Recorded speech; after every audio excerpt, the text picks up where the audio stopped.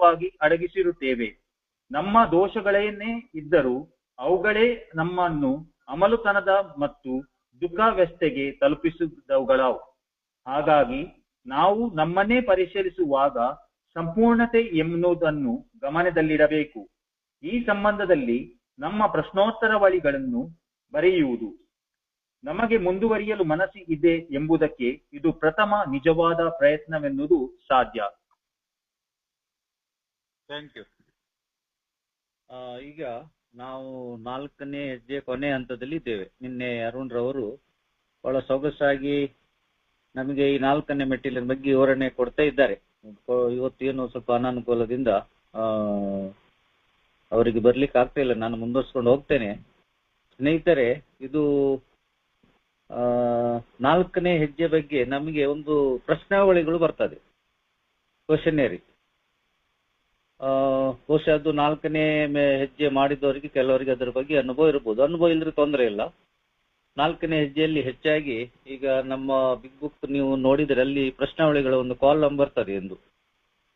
ಅದೇ ರೀತಿ ನಮಗೆ ಒಂದು ಸವಿಸ್ತಾರವಾದ ನಮ್ಮ ಏನ್ ಹೇಳ್ತಾರೆ ಪ್ರಕೃತಿ ದತ್ತವಾಗಿ ಕೊಟ್ಟ ಗುಣಗಳು, ಬೇಸಿಕ್ ಇನ್ಸ್ಟಿಂಕ್ಟ್, ನಮ್ಮ ಹುಟ್ಟು ಗುಣಗಳು ಎಲ್ಲಿ ಅವು ಫಾರ್ವರ್ಡ್ ಆಯ್ತು ಅಥವಾ ಅದು ಎಲ್ಲಿ ಅದರ ಒಂದು ದುರುಪಯೋಗ ಆಯಿತು ಅಂತೇಳಿ ನಮಗೆ ಪ್ರಶ್ನೆಗಳು ಬರ್ತವೆ.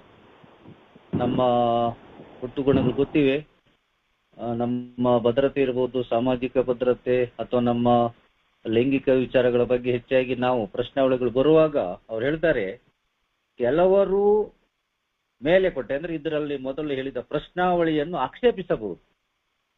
ಇದೆಂತ ಪ್ರಶ್ನೆಗಳು, ಇದು ಏನು ನಮಗೆ ಏನು ಪ್ರಶ್ನೆ ಕೇಳ್ತೀರಿ ನೀವು, ಯಾರು ಪ್ರಶ್ನೆ ಕೇಳಲಿಕ್ಕೆ, ಇಲ್ಲಿ ಯಾರು ಇಲ್ಲಲ್ಲ ನಮ್ಗೆ ಪ್ರಶ್ನೆ ಕೇಳಲಿಕ್ಕೆ, ನಾವು ನಮಗೆ ನಮ್ಮದೇ ಒಂದು ಸ್ವಾಯತ್ತತೆ ಇದೆ ಅಂತ ಹೇಳಿ ಕೆಲವು ಸಲ ನಾವು ಆಕ್ಷೇಪಿಸಬಹುದು. ಆದ್ರೆ ಇದು ಒಂದು ನಮ್ಮ ಜೀವನ್ಮರಣದ ವಿಚಾರ. ಅಂದ್ರೆ ಇಲ್ಲಿ ನಾವು ಈ 4ನೇ ಹೆಜ್ಜೆಯನ್ನು ಮಾಡ್ಲಿಕ್ಕೆ, ಪ್ರಶ್ನಾವಳಿಗಳಿಗೆ ಉತ್ತರ ಬರೀಲಿಕ್ಕೆ ಹಲವಾರು ಸಲ ನಾವು ಆಕ್ಷೇಪ ಮಾಡಿದ್ದುಂಟು. ನಾವು ಮನುಷ್ಯರೇ ಆಕ್ಷೇಪದವರು. ನಾವು ಮಧ್ಯ ರೋಗಿಗಳ ದೊಡ್ಡ ದುರಂತ ಅಂದ್ರೆ ಅದು. ಪ್ರತಿಯೊಂದನ್ನು ಆಕ್ಷೇಪಿಸುವುದು, ಪ್ರತಿಯೊಂದು ಪ್ರಶ್ನೆ ಮಾಡೋದು, ಪ್ರತಿಯೊಂದು ತಿರಸ್ಕಾರ ಮಾಡೋದು, ಪ್ರತಿಯೊಂದನ್ನು ಟೀಕಿಸುವುದು, ಇಂಥದ್ದೆಲ್ಲ ಮನೋಸ್ಥಿತಿಯ ಮಧ್ಯ ರೋಗಿ ನಾನು. ಇಲ್ಲಿ ಕೂಡ ಅದೇ ವಿಚಾರ ಬರ್ತದೆ ಮನಸ್ಸಿಗೆ. ನಾನು ಈ ಪ್ರಶ್ನಾವಳಿಗಳು ಕೊಟ್ಟದ್ದು ಈ 4ನೇ ಹೆಜ್ಜೆ ಸಂಪೂರ್ಣವಾಗಿ ಬರೀಲಿಕ್ಕಿದೆ ನನಗೆ. ಬರೆಯುತ್ತಾ ಇರುವಾಗ ಅಥವಾ ಅದನ್ನು ನೋಡಿದಾಗ ಪ್ರಶ್ನಾವಳಿಗಳ ಒಂದು ಇದು ನೋಡುವಾಗ ನಾನು ಆಕ್ಷೇಪಿಸಬಹುದು. ನಮ್ಮ ವ್ಯಕ್ತಿತ್ವ ದೋಷಗಳು ಅಷ್ಟೇನು ಮಹತ್ವದಲ್ಲ ಎನ್ನಬಹುದು.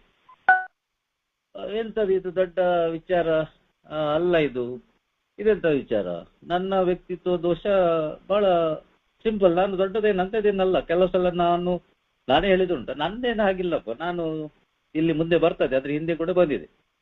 ನಾನು ಏನು ದೊಡ್ಡ ಕಳ್ಳನ, ಯಾರ ಮನೆಗೆ ಕನ್ನ ಹಾಕ್ಲಿಲ್ಲ, ಬೀಗ ಮುರಿದು ಯಾರ ಮನೆಯೊಳಗೆ ಹೋಗ್ಲಿಲ್ಲ. ನಾನು ದೊಡ್ಡ ಏನ್ ಹೇಳ್ತಾರೆ, ನಾನು ದೊಡ್ಡ ಭ್ರಷ್ಟಾಚಾರಿ ಅಲ್ಲ, ವ್ಯಭಿಚಾರಿಯೂ ಅಲ್ಲ. ನಾನು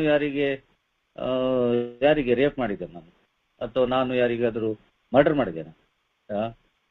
ಇಂಥದೆಲ್ಲ ಕುಹುಕತನದ ವಿಚಾರಗಳನ್ನು ನಾನು ಹೇಳಿ ಈ ಪ್ರಶ್ನಾವಳಿಗಳು ತಪ್ಪಿಸಿಕೊಂಡಿದ್ದು ಉಂಟು. ನಾನು ಹಾಗೇನಿಲ್ಲಪ್ಪ. ಹೌದು, ಕೆಲವು ಘಟನೆಗಳು ನನ್ನ ಜೀವನದಲ್ಲಿ ನಡೆದೇ ಇರಬಹುದು ದೊಡ್ಡ ಮಟ್ಟದಲ್ಲಿ. ಆದ್ರೆ ಸಣ್ಣ ಮಟ್ಟದ ವಿಚಾರಗಳೇ ನನಗೆ ಅದು ದೊಡ್ಡ ಮಟ್ಟಿಗೆ ತೆಗೆದುಕೊಂಡು ಹೋಗ್ತೇವೆ. ನಾನು ಇಲ್ಲಿ ಸರಿಯಾಗಿ ಗಮನಿಸಬೇಕು, ಅರ್ಥೈಸ್ಕೊಳ್ಬೇಕು.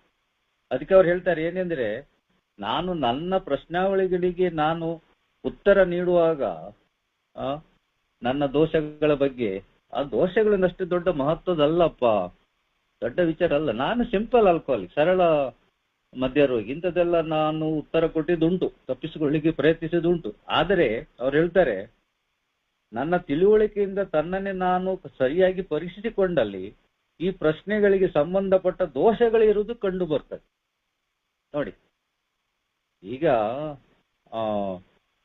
ನಾನು ಕೆಲವು ದೋಷಗಳು ದೊಡ್ಡ ಮಟ್ಟದಲ್ಲಿ ಇಲ್ಲದೇ ಇರ್ಬೋದು, ಓಕೆ, ಒಳ್ಳೆ ವಿಚಾರ.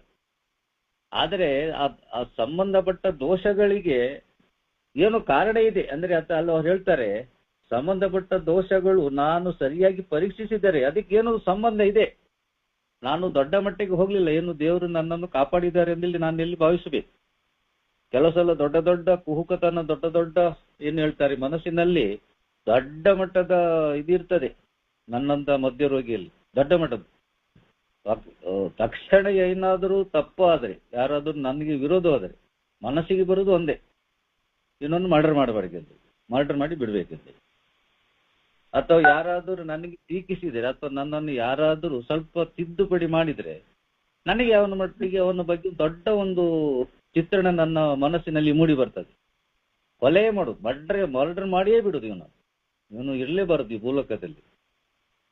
ತುಂಬಾ ವಿಚಾರಗಳಿವೆ ಬಂದು. ನನ್ನನ್ನು ಯಾರು ಕೇಳಬಾರದು, ನನ್ನನ್ನು ಯಾರು ತಿದ್ದುಪಡಿ ಮಾಡಬಾರ್ದು, ನನಗೆ ಯಾರು ಏನು ಹೇಳಬಾರ್ದು, ನಾನು ಬಹಳ ಸಂಭವಿತ, ನಾನು ಬಹಳ ಅಪ್ಪಂತ, ನಾನು ಬಹಳ ಒಳ್ಳೆ ವ್ಯಕ್ತಿ, ಇಂಥದೆಲ್ಲ ವಿಚಾರಗಳು ನನ್ನ ಮನಸ್ಸಿನಲ್ಲಿ ಇರುವುದರಿಂದ ಈ ಪ್ರಶ್ನಾವಳಿಗಳು ನನ್ನ ಕೈಗೆ ಸಿಕ್ಕಿದಾಗ ನಾನು ಒಂದು ವಿಚಾರ ಸರಿಯಾಗಿ ಗಮನದಲ್ಲಿ ಇಟ್ಕೊಳ್ಬೇಕೇನೆಂದ್ರೆ, ಏನು ದೇವರು ನನಗೆ ಕೆಲವು ದೋಷಗಳು ಮಾಡದಿದ್ದಾಗಿ ದೇವರು ಕಾಪಾಡಿದ್ದಾನೆ.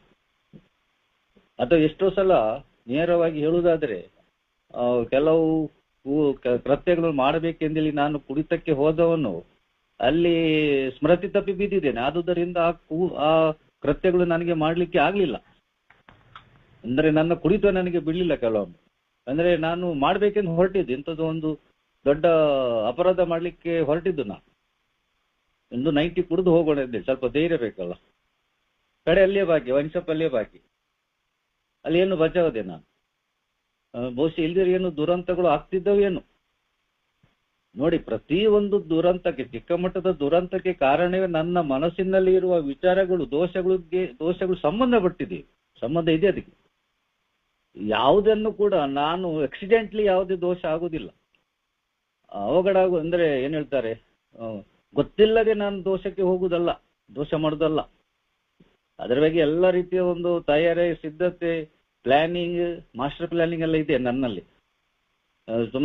ಸುಮಾರು ತಯಾರಿ ಎಲ್ಲ ಇದೆ, ಸಿದ್ಧತೆ ಮಾಡ್ತೇನೆ.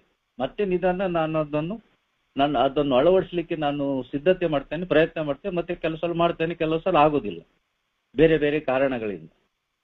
ಆದ್ರೆ ನನ್ನಲ್ಲಿ ದೊಡ್ಡ ಮಟ್ಟದ ಏನ್ ಹೇಳ್ತಾರೆ ದೋಷಗಳು ಇಲ್ಲ, ದೊಡ್ಡ ಮಟ್ಟದ ತೊಂದರೆಗಳು ನನ್ನಲ್ಲಿ ನಡೀಲಿಲ್ಲ ಅಂತ ಹೇಳಿ ನಾನು ನನಗೆ ಶಹಬಾಸ್ ಮಾಡ್ಲಿಕ್ಕೆ ಏನಿಲ್ಲ. ಇದರಲ್ಲಿ ಏನು ದೇವ್ರು ತಪ್ಪಿಸಿದ್ದೀನಿ ನನಗೆ. ದೇವ್ರು ನನಗೆ ಅದರಿಂದ ಏನ್ ಹೇಳ್ತಾರೆ ದೂರನಲ್ಲಿ ಏನು ಒಂದು ಪ್ರಯತ್ನ ಆಗಿದೆ ಉನ್ನತ ಶಕ್ತಿಯಿಂದ, ಆದುದರಿಂದ ನಾನು ಬಚಾವಾಗಿದ್ದೇನೆ. ಆದ್ರೆ ಪ್ರತಿಯೊಂದು ನನ್ನ ಮನಸ್ಸಿನಲ್ಲಿರೋ ವಿಚಾರಗಳು ಏನ್ ಹೇಳ್ತಾರೆ ಸಂಬಂಧಪಟ್ಟ ದೋಷಗಳಿಗೆ ಸಂಬಂಧಪಟ್ಟದ್ದೇ ಇರುವುದು ಕಂಡು ಬರ್ತದೆ. ಏನು ಸಂಬಂಧ ಇದೆ. ಮುಂದೆ ಅವರು ಹೇಳ್ತಾರೆ, ಅದಕ್ಕಿರುವ ಕಾರಣವೆಂದರೆ ಸಮರ್ಥನೆಯಿಂದಾಗಿ ನಮ್ಮೆಲ್ಲ ದೋಷಗಳು ಆಳವಾಗಿ ಅಡಗಿಸಿರುತ್ತೇವೆ. ನಮ್ಮಲ್ಲಿ ಕೆಲವು ಸಲ ಸೆಲ್ಫ್ ಜಸ್ಟಿಫಿಕೇಶನ್ ಇದೆ. ಏನು ಆಗಿದೆ, ತಪ್ಪು ಮಾಡಿದ್ದೇನೆ, ತಪ್ಪು ಗೊತ್ತುಂಟು ನನಗೆ, ನನ್ನ ಹೃದಯದಲ್ಲಿ ನನಗೆ ಅದು ಕಾಡ್ತದೆ. ಅದು ಆದರೆ ನನ್ನ ಸ್ವಸಮರ್ಥನೆ ಇದೆಯಲ್ಲ, ನಾನು ಬಹಳ ಒಳ್ಳೆಯನು, ನಾನು ಹಾಗೆ ಮಾಡಲಿಲ್ಲ, ನಾನು ಇತರರಾಗಿ ಅಲ್ಲ, ನಾನು ಬಹಳ ಸಂಭವಿತ, ನಾನೆಲ್ಲ ಅಂತವನ ಎಂದರೆ ನಾಟಕ ಆಗಿದೆ, ಇಲ್ಲಿ ಹೇಳಿ ಆಗಿದೆ ನಾನು ಅಂತವನೇ ಅಂತ ಹೇಳಿ. ಮತ್ತೆ ಕೆಲವು ಸಲ ಏನಾದರೂ ಮಾಡಿದೆ ಆದ್ರೆ ಅದಕ್ಕೆಲ್ಲ ಸಮರ್ಥನೆ ಕೊಡ್ಲಿಕ್ಕೆ, ಅದಕ್ಕೆ ಅವನು ಕಾರಣ, ಇವನು ಕಾರಣ, ಅದು ಹಾಗೆ, ಇದು ಹೀಗೆ, ಅವನು ಹಾಗೆ ಹೇಳಿದಕ್ಕೆ ಹೀಗೆ ಆಯ್ತು, ಹೀಗೆ ಹೇಳಿದಕ್ಕೆ ನಾನು ಹೀಗೆ ಮಾಡಿದೆ, ಇಂಥದ್ದೆಲ್ಲ ವಿಚಾರಗಳು ಇರುವುದರಿಂದ ಸ್ವಸಮರ್ಥನೆಯಿಂದ ನಾನು ಏನು ಮಾಡ್ತೇನೆ, ಈ ದೋಷಗಳು ನಾನು ಆಳವಾಗಿ ಅಡಗಿಸಿ ಇರ್ತಿದ್ದೆ ಅಂತ ಹೇಳ್ತಾರೆ ಅವರು. ನೋಡಿ, ಇದು ನನ್ನಲ್ಲಿ ಆಗಿದೆ ಬಂಧುಗಳು, ನಾನು ಅಡಗಿಸಿರ್ತೇನೆ. ಆದ್ರೆ ಇಲ್ಲಿ ಪ್ರಶ್ನೆ ಏನೆಂದ್ರೆ, ನೀನು ಎಲ್ಲಿ ತನಕ ಅಡಗಿಸಿರ್ತೀಯ? ನಿನ್ನ ಹೃದಯವನ್ನು ತೆಗೆದು ಹೊರಗಿಡ್ಲಿಕ್ಕಾಗ್ತದ? ನಿನ್ನ ಮನಸ್ಸಿನಲ್ಲಿರುವ ಆ ವಿಚಾರಗಳು ನಿನ್ನಿಂದ ಹೊರಗಿಡ್ಲಿಕ್ಕಾಗ್ತದೆ? ಇಲ್ಲ, ಅದು ಅಲ್ಲಿ ಇದೆ. ಅದು ನಮ್ಮ ಹಳ್ಳಿ ಕಡೆಗಳಲ್ಲಿ ಕೆಲವು ಸಲ ಈಗೆಲ್ಲದೆಲ್ಲ ಸಿಸ್ಟಮ್ ಇಲ್ಲ. ನಾವು ಚಿಕ್ಕವರಿರುವಾಗ ನಾವು ನೋಡ್ತಿದ್ದೆವು, ನಮ್ಮ ಈ ಬೇಸಾಯ ಮಾಡುವ ಗದ್ದೆಗಳಲ್ಲಿ ಇದ್ ಮಾಡ್ತಿದ್ರು, ಏನು ಸುಡು ಮಣ್ಣೆಂದೇಳಿ ರೆಡಿ ಮಾಡ್ತಿದ್ರು. ಅಂದ್ರೆ ಸ್ವಲ್ಪ ಈ ಕಸ ಗಿಸದೆಲ್ಲ ಒಟ್ಟು ಮಾಡಿ ಅದಕ್ಕೆಲ್ಲ ಮಣ್ಣು ಹಾಕಿ ಸ್ವಲ್ಪ ಬೆಂಕಿ ಹಾಕಿ ಆ ಮಣ್ಣನ್ನೇ ಸುಡ್ಲಿಕ್ಕೆ, ಅಂದ್ರೆ ಅದೊಂದು ರೀತಿಯ ಭೂಮಿಗೆ ಬೇಕಾದ ಕೆಲವು ವಿಚಾರಗಳು ಸಿಗ್ತವೆ ಅಂತೇಳಿ ಆ ರೀತಿ ಒಂದು ಇದಿತ್ತು. ನಾವೆಲ್ಲ ಅಲ್ಲಿ ಕೆಲವೊಮ್ಮೆ ಆ ಗದ್ದೆಯಲ್ಲಿ ಆಡ್ಲಿಕ್ಕೆ ಹೋಗ್ತಿದ್ವಿ. ನಾವು ಚಿಕ್ಕ ಮಕ್ಕಳು, ಒಂದು 4-5ನೇ ವರ್ಷದಲ್ಲಿ. ಅವಾಗ ನಮ್ಮ ಹಿರಿಯರು ಹೇಳ್ತಿದ್ರು, ನೋಡುವ ಅಲ್ಲಿ ಮಣ್ಣು ಸುಡ್ಲಿಕ್ಕೆ ಹಾಕಿದ್ದಾರೆ, ಅಲ್ಲಿ ಕಾಲಿ ಇಡಬೇಡ, ಜಾಗ್ರತೆ. ಯಾಕೆಂದ್ರೆ ಅದು ಹೊರಗಿಂದ ನೋಡುವಾಗ ಏನು ತೋರುದಿಲ್ಲ, ಬಹಳ ಕ್ಲೀನ್ ಒಂದು ಚಂದ ತೋರ್ತೇವೆ ಒಳಗೆ. ಒಂದು ರೀತಿಯ ಅಲ್ಲಿ ಒಂದು ಏನ್ ಹೇಳ್ತಾರೆ, ಭೂಮಿಯ ಒಂದು ಪರಿಮಳ ಕೂಡ ಬರ್ತೇವೆ. ಆದ್ರೆ ಎಷ್ಟೋ ಜನರು ಗೊತ್ತಿಲ್ಲದ ರೀತಿಯಲ್ಲಿ ಅದರಲ್ಲಿ ಕಾಲಿಟ್ಟು ಕಾಲನ್ನು ಸುಟ್ಟುಕೊಂಡಿದ್ದಾರೆ, ದೊಡ್ಡ ಮಟ್ಟದ ಅನಾಹುತ ಮಾಡ್ಕೊಂಡಿದ್ದಾರೆ. ನೋಡಿ, ಹೊರಗಡೆ ತೋರುದಿಲ್ಲ. ನಾನು ಕೂಡ ಹಾಗೆ, ನನ್ನ ಈ ಕೆಲವು ದೋಷಗಳನ್ನು ನಾನು ಈ ರೀತಿ ಮುಚ್ಚಿಟ್ಟಿದ್ದೇನೆ, ಯಾರಿಗೂ ತೋರುದಿಲ್ಲ. ಯಾರು ದೇವರಿಗೂ ಕೂಡ ತೋರ್ಲಿಕ್ಕಿಲ್ಲ. ಅಂದ್ರೆ ಅಂತ ಒಂದು ಸ್ವಸಮರ್ಥಿಸಿಕೊಂಡು ಅದಕ್ಕೆಲ್ಲ ಕಾರಣ ಕೊಟ್ಟು ನೆವನ ಕೊಟ್ಟು ಒಂದೇ ಮುಚ್ಚಿಟ್ಟಿದ್ದೇನೆ. ಯಾರಿಗೂ ಕೆಲವೆಲ್ಲ ಗೊತ್ತಿಲ್ಲದೆ, ಕೆಲವರಿಗೆ ನನ್ನ ದೋಷಗಳ ಬಗ್ಗೆ ಅರಿವೇ ಇಲ್ಲ. ಈ ಕೆಲವು ಸ್ವಲ್ಪ ತುಂಬಾ ಮುಚ್ಚಿಕೊಂಡು ಮಾಡಿದ್ದ ವಿಚಾರಗಳಿವೆ. ನನ್ನ ಅಭಿಪ್ರಾಯ, ನನ್ನ ವಿಚಾರ ಏನೆಂದ್ರೆ, ಅದು ಯಾರಿಗೂ ಗೊತ್ತಿಲ್ಲ. ಹಾಗೆ ನಾನು ಅಡಗಿಸಿ ಇಡ್ಲಿಕ್ಕೆ ಪ್ರಯತ್ನಿಸ್ತೇನೆ. ಆದರೆ ಅವ್ರು ಹೇಳ್ತಾರೆ, ನಮ್ಮ ದೋಷಗಳು ಏನೇ ಇದ್ದರೂ ಅವುಗಳು ನಮ್ಮನ್ನು ಅಮಲುತನ ಮತ್ತು ದುಃಖಾವಸ್ಥೆಗೆ ತಲುಪಿದವುಗಳು. ನೋಡಿ, ಅಮಲುತನದ ಆಲ್ಕೋಹಾಲಿಸಂ ಇಲ್ಲಿ ಅವರು ಕಾರಣ ಕೊಡ್ತಾರೆ ನಮ್ಗೆ. What is an alcoholism? ಅಮಲುತನ ಎಂದರೆ ಏನು? ಅಮಲುತನ ಅಂದ್ರೆ ಇದು ಬಂದು ಬಾಟ್ಲಿ ಅಲ್ಲ. ಬಾಟ್ಲಿ ನನ್ನ ಈ ವಿಚಾರಗಳ ಹೊರಗಿನ ರೂಪ, ಔಟರ್ ಮ್ಯಾನಿಫೆಸ್ಟೇಷನ್ ಆಫ್ ಇನ್ನರ್ ಮ್ಯಾಲಿಡಿ ಎಂದು ಹೇಳ್ತಾರೆ. ಕುಡಿತ ಕಣ್ಣಿಗೆ ಮಾತ್ರ ತೋರ್ತದೆ, ಒಳಗೆ ನಾನು ಎಂತವನೆಂದು ಇಲ್ಲಿ ಇವರು ನನ್ಗೆ ವಿವರಣೆ ಕೊಟ್ಟಿದ್ದಾರೆ.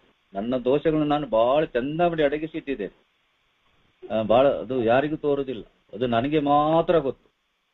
ಇಲ್ಲ, ನಾನು ಸರಿಯಾಗಿ ನಾನು ಅರ್ಥ ಮಾಡ್ಕೊಳ್ಬೇಕು ಏನೆಂದ್ರೆ, ಬಂಧುಗಳೇ, ನಾನು ಇದು ಏನ್ ಹೇಳ್ತಾರೆ, ನನ್ನನ್ನು ನಾನು ಒಪ್ಪಿಕೊಳ್ಬೇಕು, ಸಮರ್ಥನೆ ನೀಡ್ಲಿಕ್ಕಿಲ್ಲ ಯಾವುದಕ್ಕೂ. ನನ್ನ ತಪ್ಪಲ್ವಾ, ನಾನ್ ಮಾಡಿದ್ದಲ್ವಾ, ನನ್ನಲ್ಲಿರುವ ದೋಷಗಳಲ್ವಾ, ನನಗೆ ಒಪ್ಕೊಳ್ಳಿಕ್ಕೆ ನನಗೆ ಏನು ಪ್ರಾಬ್ಲಮ್ ಇಲ್ಲ, ಏನ್ ಸಮಸ್ಯೆ. ನೋಡಿ, ಒಬ್ಬ ರೋಗಿ ವೈದ್ಯಕೀಯ ತಜ್ಞರ ಹತ್ರ ಹೋಗಿ ಅಡಗಿಸಿಟ್ರೆ ಏನು ಪ್ರಯೋಜನ? ಒಂದು ಕಡೆಯಲ್ಲಿ ನಮ್ಮಲ್ಲಿ ಎಲ್ಲಿ ಒಂದು ಸ್ಲೋಗನ್ ಬರ್ತದೆ, ಎಲ್ಲಿಯವರೆಗೆ ನನ್ನನ್ನು ನಾನು ನನ್ನ ಪಾಪಗಳನ್ನು ಅಡಗಿಸಿ ಇಡ್ತೇನೋ, ಅಥವಾ ಎಲ್ಲಿಯವರೆಗೆ ನಾನು ನನ್ನ ದೋಷಗಳನ್ನು ಅಡಗಿಸಿ ಇಡ್ತೇನೋ, ಅಲ್ಲಿಯವರೆಗೆ ನನಗೆ ಪರಿಹಾರ ಲಭಿಸುವುದಿಲ್ಲ. ನೋಡಿ, ಹೇಳ್ತಾರೆ ಇದಕ್ಕೊಂದು ಪರಿಹಾರ ಇದೆ ನೋಡಿ, ಇದೇ ಪರಿಹಾರ ಸೂಚಿಸ್ತಾರೆ ಇಲ್ಲಿ. ನಾವಿದನ್ನು ಸರಿಯಾಗಿ ಅರ್ಥೈಸ್ಕೊಳ್ಬೇಕು. ನಮ್ಮೆಲ್ಲ ದೋಷಗಳು ಆಳವಾಗಿ ಅಡಗಿಸಿಡ್ತೇವೆ. ನಮ್ಮ ದೋಷಗಳು ಏನಿದ್ದರು ಅವುಗಳೇ ನಮ್ಮನ್ನು ಅಮಲುತನಕ್ಕೆ ಕರ್ಕೊಂಡು ಹೋಗ್ತವೆ. ಅದು ಅಮಲುತನ,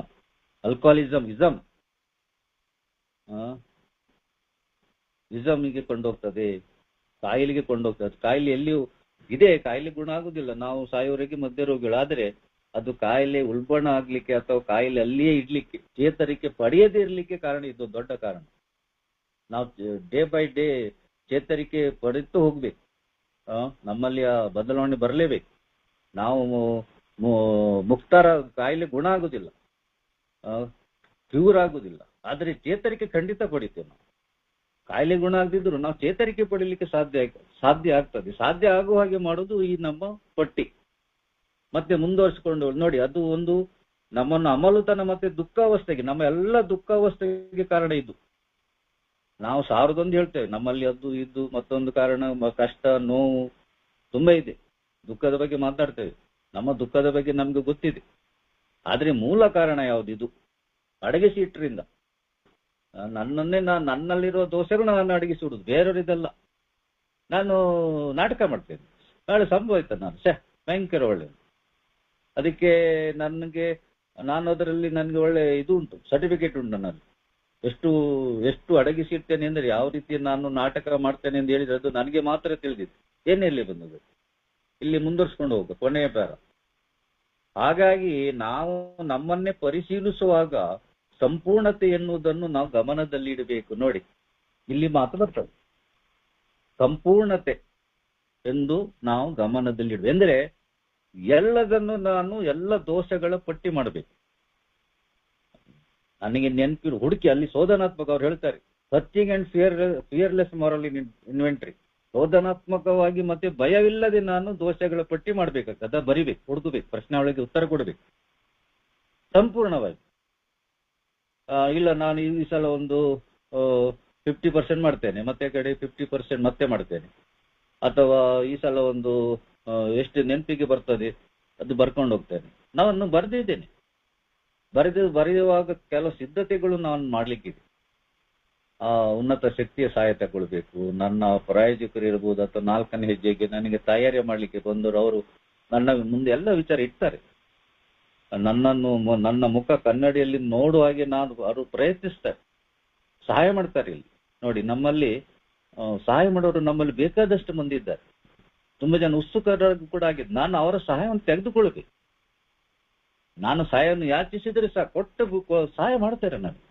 ನೋಡಿ, ಅದು ಹೇಳ್ತಾರೆ ಇಲ್ಲಿ, ಸಂಪೂರ್ಣತೆ ಎನ್ನುವುದನ್ನು ನಾನು ಗಮನದಲ್ಲಿ ಇಡಬೇಕು. ಅಂದ್ರೆ ಯಾವುದೇ ಮರೆಮಾಚಲಿಕ್ಕಿಲ್ಲ, ಯಾವುದೇ ಬಾಕಿ ಇಡ್ಲಿಕ್ಕಿಲ್ಲ, ಯಾವುದೇ ನಾನು ಏನ್ ಹೇಳ್ತಾರೆ ಹಿಂದೆ ಸರಿಸ್ಲಿಕ್ಕಿಲ್ಲ. ನಾವು ಕೆಲವೊಮ್ಮೆ ಅದು ಮುಂದೆ 5ನೇ ಹೆಜ್ಜೆಯಲ್ಲಿ ಬರ್ತದೆ, ಅದ್ರ ಬಗ್ಗೆ ಮತ್ತೆ ನೋಡೋಣ. ಈ ಸಂಬಂಧದಲ್ಲಿ ನಮ್ಮ ಪ್ರಶ್ನೋತ್ತರಾವಳಿಯನ್ನು ಬರೆಯುವುದು ನಮಗೆ ಮುಂದುವರಿಯಲು ಮನಸ್ಸಿದೆ ಎನ್ನುವುದಕ್ಕೆ ಪ್ರಥಮ ನಿಜವಾದ ಪ್ರಯತ್ನ. ನೋಡಿ, ನಾನು ಈ ಪ್ರಶ್ನೆಗೆಲ್ಲ ಉತ್ತರ ಕೊಡುವುದು ಏಕೆಂದು ಹೇಳಿದ್ರೆ ನನಗೆ ಮನಸ್ಸಿದೆ, ಇಚ್ಛೆ ಇದೆ. ಇದು ನಿಜವಾದ ಪ್ರಯತ್ನ, ಹಾರ್ಡ್ ವರ್ಕಿಂಗ್, ಶ್ರಮವಸ್ತೇನೆ ಅಂತೇಳಿ ಇಲ್ಲಿ ಬರ್ತದೆ. ಈಗ 5ನೇ ಅಧ್ಯಾಯದಲ್ಲಿ ನಾವು ಹೇಳ್ತೇವೆ ಹೊರಗಿನ ಸಹಾಯ ಎಂದರೆ ಇಲ್ಲಿ ನಾನು ಶ್ರಮ ವಹಿಸಬೇಕು, ಕಷ್ಟಪಡಬೇಕು. ಕಷ್ಟಪಡದೆ ಯಾವುದು ಆಗುದಿಲ್ಲ, ಶ್ರಮ ವಹಿಸದೆ ಆಗುದಿಲ್ಲ. ಇಲ್ಲಿ ಮುಂದಿನ ಹೆಜ್ಜೆಯಲ್ಲಿ ಹೇಳ್ತಾರೆ, ದೇವರು ನನ್ನನ್ನು ಎಲ್ಲಿಯೂ ಕೂಡ ಹಿಮದಂತೆ ಶುಭ್ರವಾಗಿರಿಸುವುದಿಲ್ಲ. ಅದು ನಾನು ಶುಭ್ರವಾಗಿರ್ಲಿಕ್ಕೆ ನಾನು ಪ್ರಯತ್ನಿಸಬೇಕು. ದೇವ್ರು ನಾನು ಕೂತ್ಕೊಂಡಲ್ಲಿ ಬಂದು ನನಗೆ ಸ್ನಾನ ಮಾಡಿಸುವುದಿಲ್ಲ, ನಾನು ಸ್ನಾನ ಮಾಡಬೇಕು. ನಾನು ಸ್ನಾನ ಮಾಡುವಾಗ ಸರಿಯಾಗಿ ಸ್ನಾನ ಮಾಡಬೇಕು. ಬಟ್ಟೆ ಹಾಕಿಕೊಂಡು ಯಾರು ಸ್ನಾನ ಮಾಡೋದಿಲ್ಲ, ಅದಕ್ಕೆ ಸ್ನಾನ ಎಂದು ಹೇಳುವುದಿಲ್ಲ. ಅದೇ ರೀತಿಯಲ್ಲಿ ಕೆಲವು ವಿಚಾರಗಳು ಮುಚ್ಚಿಟ್ಟುಕೊಂಡು ನಾನು ಮುಂದೆ ಹೋಗ್ಲಿಕ್ಕೆ ಆಗುದಿಲ್ಲ, ಅದು ಸರಿಯಲ್ಲ. ಅದು ಅಂದ್ರೆ ಅದು ಯಾರಿಗೆ ನಾನು ಇಲ್ಲಿ ಅನ್ಯಾಯ ಮಾಡ್ತಿದ್ದೇನೆ, ನಾನು ನನಗೆ ಅನ್ಯಾಯ ಮಾಡ್ತಿದ್ದೀನಿ, ಯಾರಿಗಲ್ಲ. ಯಾರಿಗೆ ನಾನು ಮೋಸ ಮಾಡ್ತಿದ್ದೆ, ನಾನು ನನಗೆ ಮೋಸ ಮಾಡ್ತಿದ್ದೇನೆ. ನಾನು ಹೇಳ್ಬೋದು, ನಾನೆಲ್ಲ ಹೇಳಿ ಎಲ್ಲ ಮುಗಿಸಿಬಿಟ್ಟೆ, ನಾನು ಇನ್ನು ಈಗ ಏನ್ ತೊಂದರೆ ಭಯಂಕರ ನಂದು ಆಗಿದೆ, ಮುಗ್ದೋಗಿದೆ ಎಂದು ಕೆಲವು ಸಲ ನಾನು ಬಡೆ ಕೊಚ್ಚಿಕೊಂಡಿದ್ದು.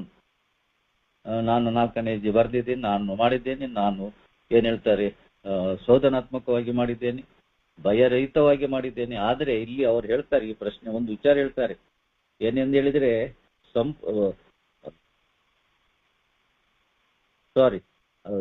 ನಮ್ಮನ್ನೇ ಪರಿಶೀಲಿಸುವಾಗ ಪರಿಪೂರ್ಣತೆ. ಈಗ ಒಂದು ಮಗು ಒಂದು ಶಾಲೆಗೆ ಅಥವಾ ಪರೀಕ್ಷೆಗೆ ಬರೆಯುವಾಗ ಅದು ಸಿದ್ಧತೆ ಮಾಡ್ತದೆ 100%, 100%ಗೆ ಪ್ರಯತ್ನ ಮಾಡ್ತದೆ. ಯಾವುದೇ ಮಗು ಪರೀಕ್ಷೆಯಲ್ಲಿ 50%ಗೆ ಪ್ರಯತ್ನ ಮಾಡೋದಿಲ್ಲ. 50%ಗೆ ಪ್ರಯತ್ನ ಮಾಡಿದ್ರೆ ಫೇಲ್ ಆಗ್ಬಿಟ್ಟು ಡುಮ್ಕಿ ಹೊಡಿಬಹುದು. 100%ಗೆ ಟ್ರೈ ಮಾಡ್ತದೆ. ಸರಿಯಾದ ಮಗು, ಒಂದು ಜ್ಞಾನ ಇದ್ದ ಜಾಣ್ಮೆಯ ಮಗು 100% ಪಡಿಬೇಕೆಂದ್ರೆ ಪ್ರಯತ್ನ ಮಾಡ್ತದೆ. ನೋಡಿ, 100% ಪಡೆದವರು ಬೇಕಾದಷ್ಟು ಮಂದಿ ಇದ್ದಾರೆ ನಮ್ಮಲ್ಲಿ, ನಮ್ಮ ಸುತ್ತಲಿನಲ್ಲಿ ಬೇಕಾದಷ್ಟು ಜನ. ಇವತ್ತು 100% ರಿಸಲ್ಟ್, ಇದು 100% ಮಾರ್ಕ್ಸ್ ಎಷ್ಟು ಜನರಿಗೆ ಸಿಗುವುದಿಲ್ಲ? ಮಕ್ಕಳಿಗೆ ಏನು ಪ್ರಯತ್ನ ಪಡದೆ ಸಿಕ್ಕಿದ್ದು. ಅವ್ರು ಏನು 50% ಪ್ರಯತ್ನ ಮಾಡಿ 100% ತಗೊಳ್ಳೋದಲ್ಲ. ಕೆಲವೊಮ್ಮೆ ಆ ಮಗು ಓದ್ತದೆ, 100 ಅಂಕಗಳನ್ನು ಪಡೀಲಿಕ್ಕೆ ಪ್ರಯತ್ನ ಪಡ್ತದೆ, ಆದ್ರೆ ಇಲ್ಲಿಯೂ ಆಚಾತುರ್ಯ ಆಗಬಹುದು, ನೋ ಪ್ರಾಬ್ಲಮ್. ಇಲ್ಲಿ ನಾನು ಕೂಡ ಹಾಗೆ, ನಾನು 100% ನಾನು ನನ್ನ ಪಟ್ಟಿ ಮಾಡಲಿಕ್ಕೆ ಪ್ರಯತ್ನಿಸಬೇಕು. 100%, ನಾಟ್ 50%. ನನ್ನ ಪ್ರಯತ್ನ 100ಕ್ಕೆ ಇರಲಿ. ಬಾಲ್ಯದಿಂದಲೇ ಎಲ್ಲಿಯೂ ನನ್ನಲ್ಲಿ ಶುರುವಾಗಿದೆ ನಂದು ಕೆಲವು ಅವತಾರಗಳು ಎಲ್ಲಿ ಆರಂಭ ನನ್ಗೆ ಗೊತ್ತಿದೆ.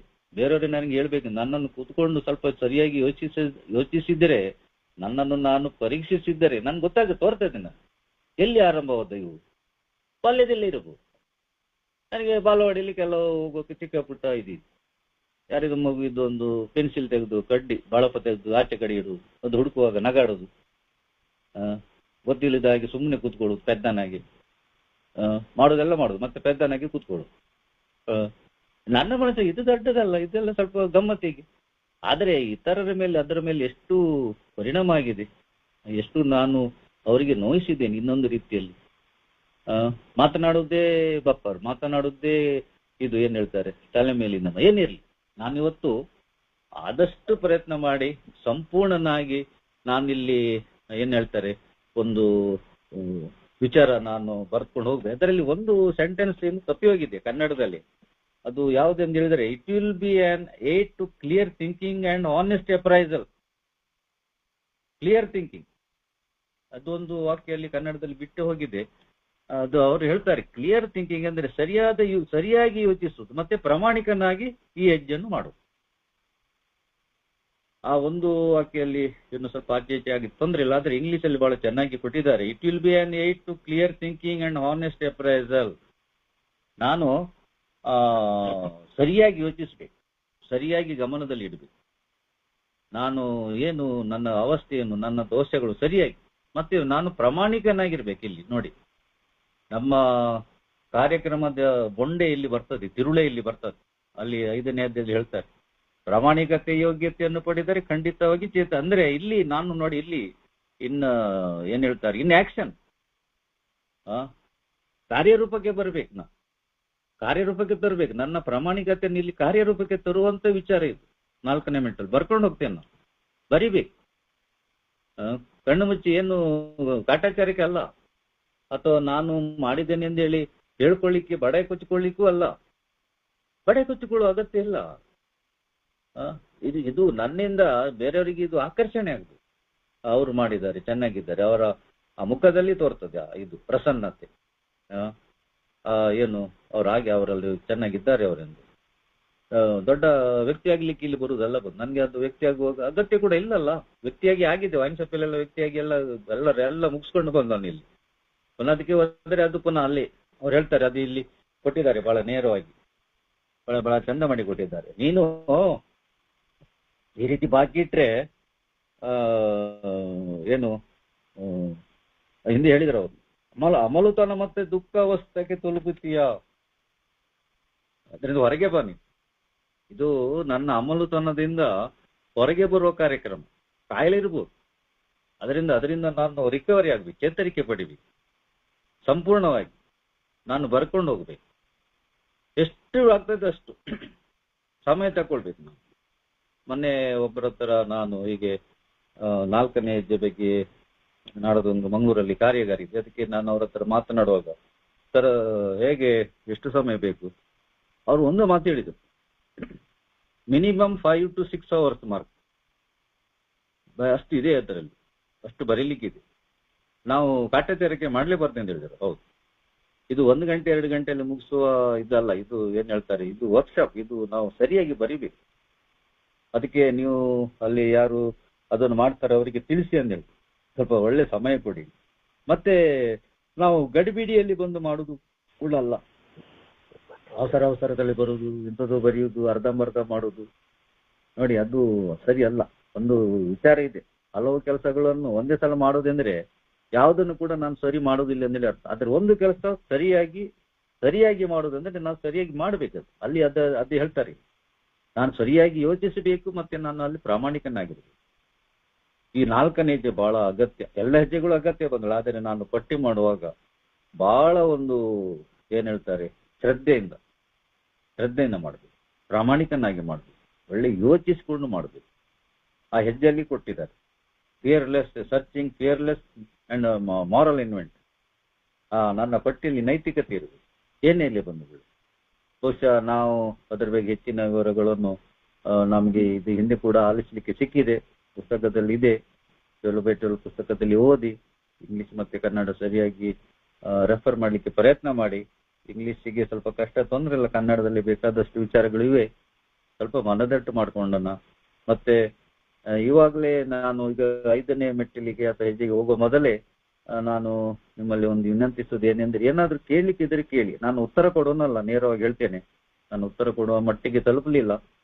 ಇಲ್ಲಿ ಇತರರು ಕೂಡ ಇದ್ದಾರೆ, ಅವರು ಕೂಡ ನೀವು ಪ್ರಶ್ನೆ ಕೇಳಿದರೆ ನಿಮ್ಮ ಕೆಲ ಸಮಸ್ಯೆಗಳಿಗೆ ಬಹುಶಃ ಖಂಡಿತ ಪರಿಹಾರ ಲಭಿಸಬಹುದು. ಆದುದರಿಂದ ಯಾರು ಇದ್ರೆ ದಯವಿಟ್ಟು ಏನಾದ್ರು ಕೇಳುವುದಾದ್ರೆ ಕೇಳಿ. ಹೆಚ್ಚಿನ ವಿಚಾರಗಳು ಇದ್ರೂ ಕೂಡ ಹೇಳಿ.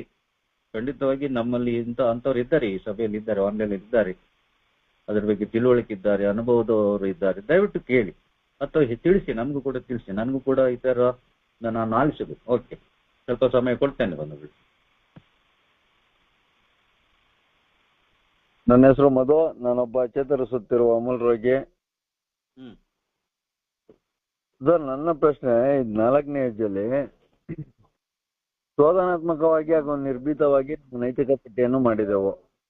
ಅದರಲ್ಲಿ ಈಗ 5ನೇ ಹೆಜ್ಜೆಗೆ ಹೋಗ್ಬೇಕು ಅಂತಂದ್ರೆ, ನನಗೆ 4ನೇ ಹೆಜ್ಜೆಯಲ್ಲಿ ಸಂಪೂರ್ಣವಾಗಿ ನಾನು ಒಬ್ಬ ಮಾನವನೊಡನೆ ಒಪ್ಕೊಳ್ಳೋಕ್ಕೆ ಇಷ್ಟಪಡಲ್ಲ ನನ್ನ ಗೌಪ್ಯವಾದಂಥ ವಿಚಾರಗಳನ್ನ.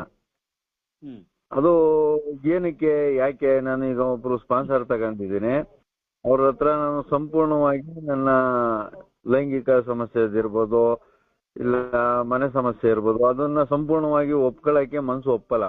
ಬಿಡು ಭಗವಂತನೊಡನೆ ಒಪ್ಕೊಂದಿವನಲ್ಲ, ಯಾಕೆ ಅವ್ರ ಹತ್ರ ಹೇಳ್ಬೇಕು ಅಂತ ಈ ತರ ನನಗೆ ಅವಾಗವಾಗ